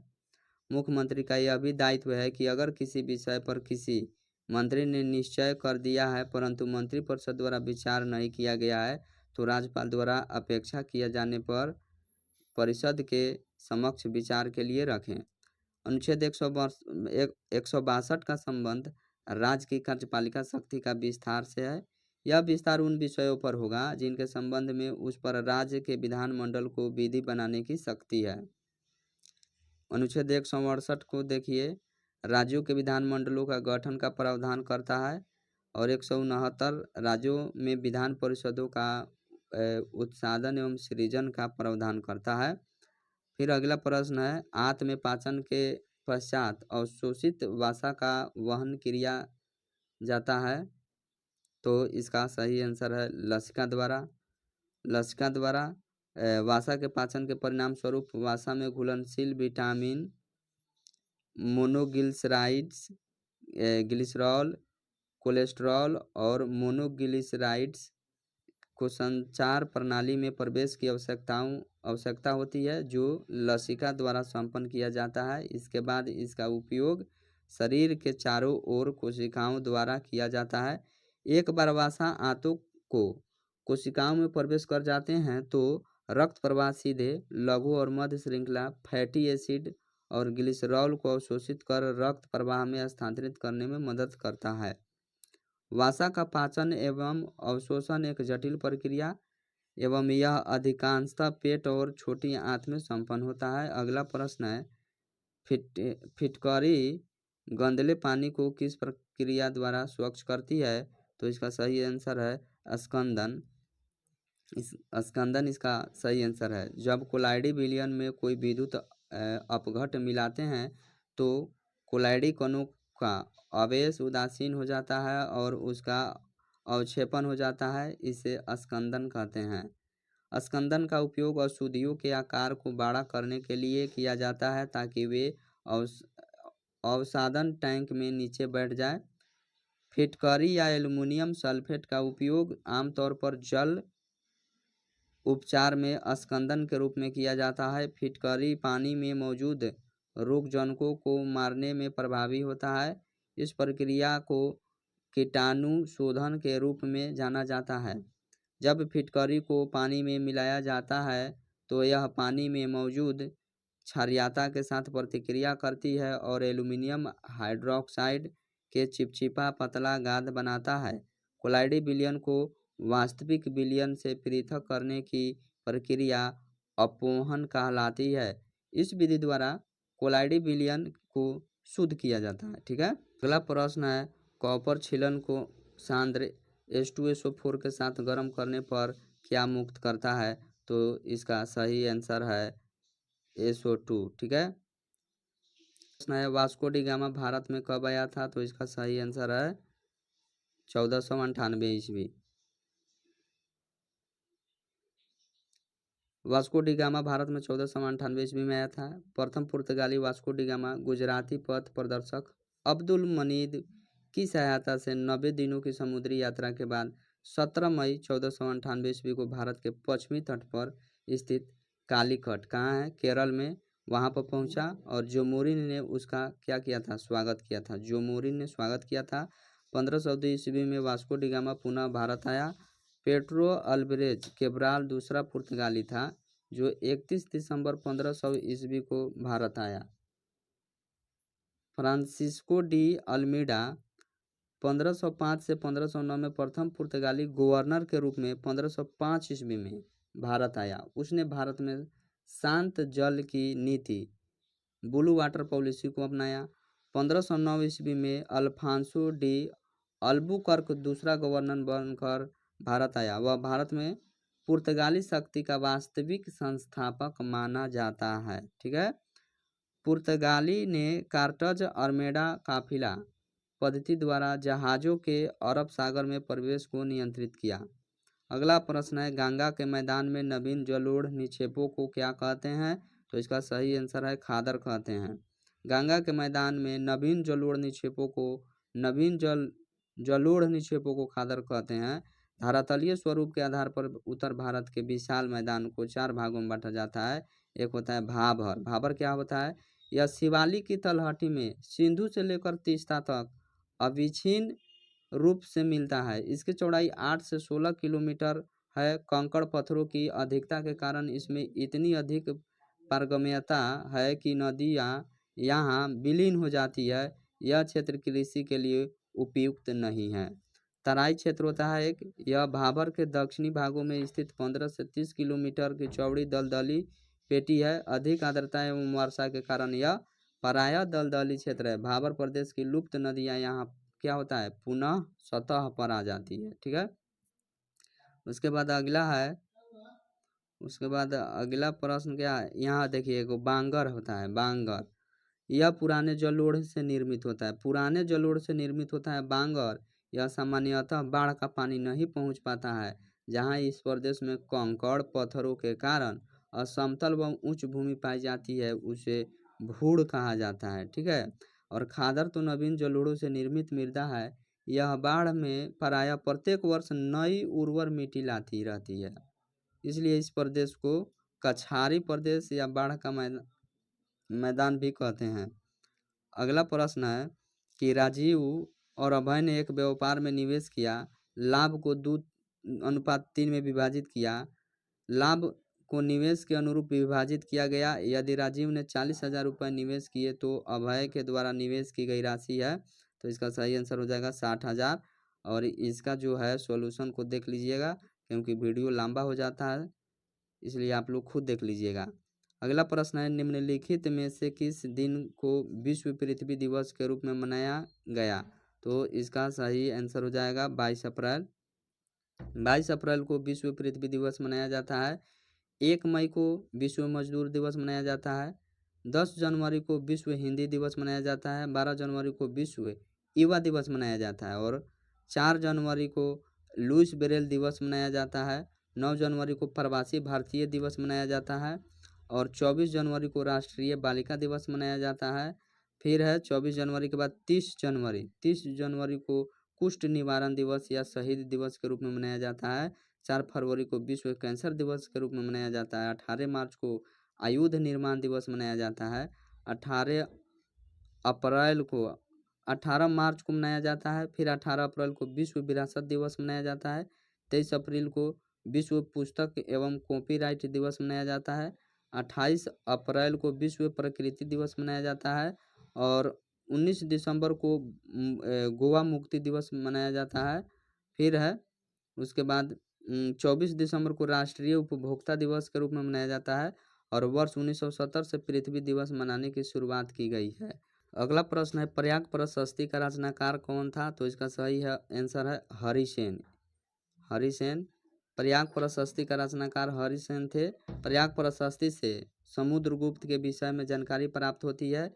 हरिसेन समुद्रगुप्त के दरबार में शांति एवं युद्ध का मंत्री थे और बाणभट्ट हर्षवर्धन के दरबार में रहते थे। इन्होंने हर्षचरित की रचना की है। फिर है कालिदास।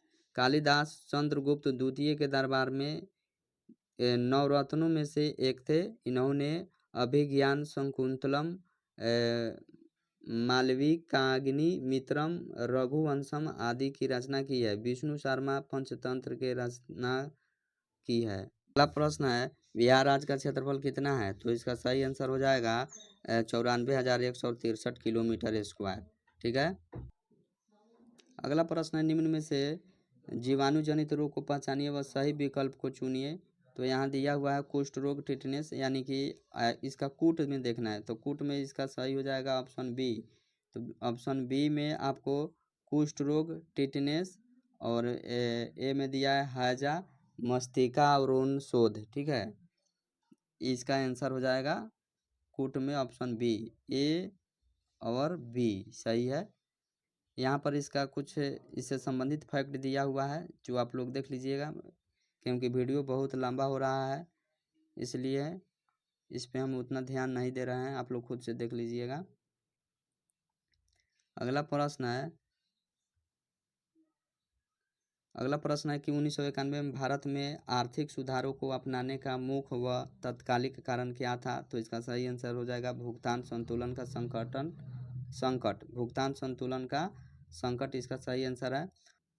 इमरजेंसी यानी आपातकालीन हार्मोन कहा जाता है। तो इसका सही आंसर हो जाएगा इंसुलिन को। ठीक है, इंसुलिन को इमरजेंसी हार्मोन कहा जाता है। अगला प्रश्न है समुद्री जैव विविधता के लिए भारत का पहला राष्ट्रीय केंद्र स्थित है। तो इसका आंसर है जामनगर और इससे संबंधित कुछ यहाँ फैक्ट दिया हुआ है, देखिएगा। अगला प्रश्न है अंत्योदय अन्न योजना कब लागू की गई? तो इसका सही आंसर हो जाएगा 2000 ईस्वी। अगला प्रश्न है भारतीय संविधान के कौन से भाग को 7वें संविधान संशोधन 1956 के द्वारा हटाया गया? तो इसका सही आंसर हो जाएगा भाग 7 में। ठीक है, भारतीय संविधान के भाग 7वें संविधान संशोधन 1956 के द्वारा हटाया गया। राज्य पुनर्गठन आयोग की रिपोर्ट पर लागू करने के लिए यह संशोधन अधिनियम पारित किया गया था। 7वें संविधान संशोधन द्वारा अनुच्छेद 238 को निरस्त कर दिया गया। अगला प्रश्न है प्रक्षेप जिसमें केंद्र से सभी बिंदुओं की दिशाओं को सही दर्शाया जाता है उसे कहा जाता है। तो इसको कहा जाता है दिगंशीय। ठीक है। अगला प्रश्न है कौन सी अंतर्राष्ट्रीय सीमा को पार किए बिना आप भारत से तिब्बत जा सकते हैं? तो इसका सही आंसर है भारत म्यांमार सीमा, ऑप्शन डी। यदि सीमांत उपभोग प्रवृत्ति MPC 0.8 है तो गुणांक का मान होगा। तो इसका सही आंसर हो जाएगा 5। अगला प्रश्न है 1000 रुपये की राशि पर 10% वर्ष की दर से साधारण और चक्रवृद्धि ब्याज के बीच 4 वर्ष के बाद अंतर है। तो इसका सही आंसर हो जाएगा 64.10 रुपया। ठीक है, इसका सोल्यूशन नीचे दिया हुआ है, आप लोग इसको देख लीजिएगा।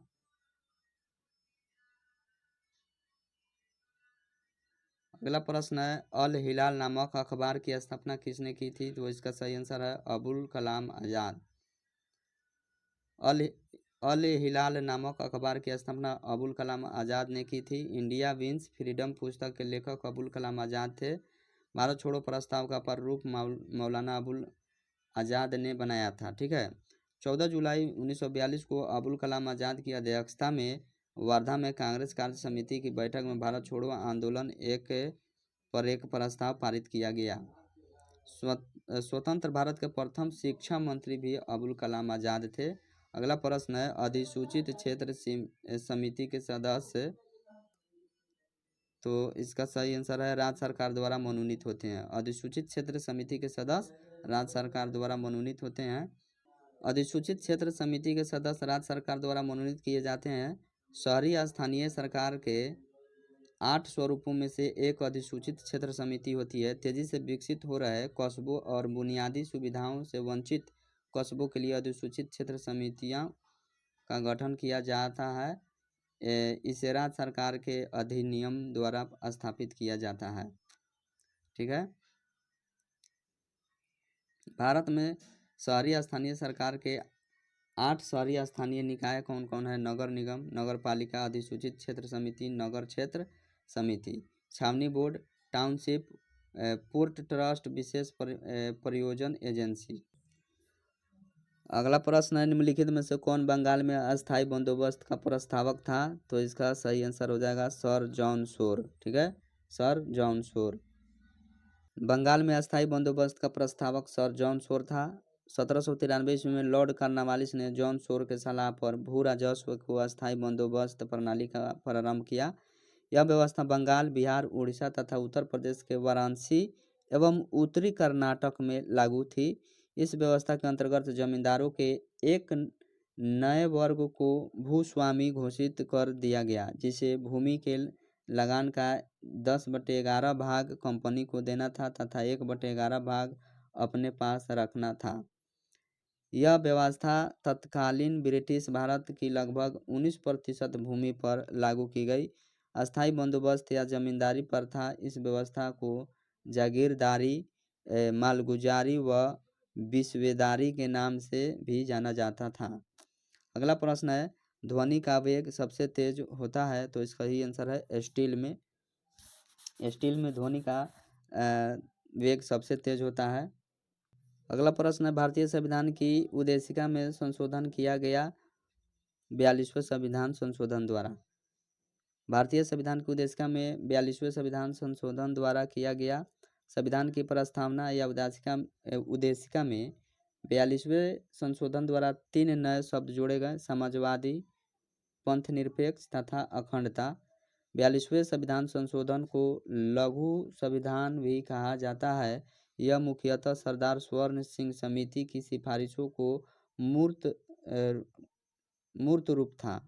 इसके तहत ही 74(1) को संशोधित कर स्पष्ट कर दिया गया कि राष्ट्रपति, प्रधानमंत्री और उसकी मंत्रिपरिषद की सलाह के अनुसार कार्य करेगा। इसी संशोधन के अंतर्गत मौलिक कर्तव्य को जोड़ा गया। अनुच्छेद 31 के ज को शामिल कर राष्ट्र विरोधी गतिविधियों तथा सम्मेलनों को वर्जित करने वाली विधियों को संविधान के 14, 19 एवं 31 के उल्लंघन के आधार पर न्यायिक पुनर्विलोकन से संरक्षण प्रदान किया गया। आपातकाल की स्थिति में लोकसभा तथा राज्य विधानसभाओं की समय अवधि को 5 वर्ष से बढ़ाकर कितना कर दिया जाता है? 6 वर्ष। इसे बाद में 44वें संविधान संशोधन द्वारा पुनः 5 वर्ष कर दिया गया। ठीक है। 44वें संशोधन अधिनियम कब आया था? 1978 में आया था और संपत्ति के अधिकार से संबंधित अनुच्छेद 19 के 1 च एवं अनुच्छेद 31 को मूल अधिकार से हटा दिया गया, जिसे एक नए अनुच्छेद 300 के क के माध्यम से कानूनी अधिकार बना दिया गया।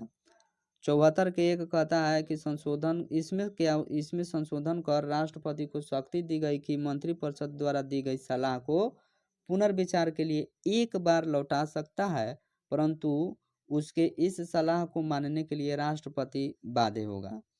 अनुच्छेद 352 में राष्ट्रीय आपात की उद्घोषणा के आधार पर आंतरिक अशांति के स्थान पर क्या कर दिया? सशस्त्र विद्रोह को आधार बनाया गया। राष्ट्रपति द्वारा आपात की उद्घोषणा के लिए मंत्रिमंडल की लिखित सलाह को अनिवार्य कर दिया गया। अनुच्छेद 352 के अंतर्गत घोषित राष्ट्रीय आपात को न्यायिक समीक्षा के दायरे में ला दिया गया, जिसे 38वें संविधान संशोधन के माध्यम से न्यायिक समीक्षा के दायरे से बाहर रखा गया था। किसी राज्य में संवैधानिक तंत्र की विफलता की स्थिति में संसद द्वारा उस राज्य में अनुच्छेद 356 के तहत राष्ट्रपति शासन घोषित करने का प्रस्ताव एक बार में कितना? 6 माह से अधिक के लिए परिवर्तनीय नहीं होगा। ठीक है, 6 माह से अधिक के लिए परिवर्तनीय नहीं होगा। अगला प्रश्न है, श्रेणी 1 के square plus 2 square x plus 32 x square plus 4 square x cube plus ... x less than 1 के अनंत पदों का योग होगा। तो इसका आंसर देखिएगा 1 + x बटे 1 - x के होल क्यूब होगा। प्रश्न है, निम्नलिखित में से किसने 1940 में सर्वप्रथम व्यक्तिगत सत्याग्रह शुरू किया? तो इसका सही आंसर होगा विनोबा भावे। 1940 में सर्वप्रथम व्यक्तिगत सत्याग्रह विनोबा भावे ने शुरू किया। व्यक्तिगत सत्याग्रह 17 अक्टूबर 1940 को महाराष्ट्र के पावनार आश्रम से शुरू हुआ। जवाहरलाल नेहरू दूसरे सत्याग्रही तथा ब्रह्मदत्त तीसरे सत्याग्रही थे जिन्होंने व्यक्तिगत सत्याग्रह किया। व्यक्तिगत सत्याग्रह सन 1940 में महात्मा गांधी द्वारा शुरू किया गया था। इसे ही दिल्ली चलो आंदोलन 1941 के रूप में जाना जाता है। अगला प्रश्न है और लास्ट प्रश्न है कि निम्नलिखित जिलों में से कौन सा उत्तरी पश्चिमी जलोढ़ दोमट मैदानों का भाग नहीं है? तो सही आंसर है पूर्णिया। बिहार राज्य का पूर्णिया जिला उत्तरी पश्चिमी जलोढ़ दोमट मैदान का भाग नहीं है। पूर्णिया जिला उत्तरी पूर्वी जलोढ़ दोमट मैदान के अंतर्गत आता है। यह कहाँ उत्तरी पूर्वी जलोढ़ दोमट मैदान के अंतर्गत आता है।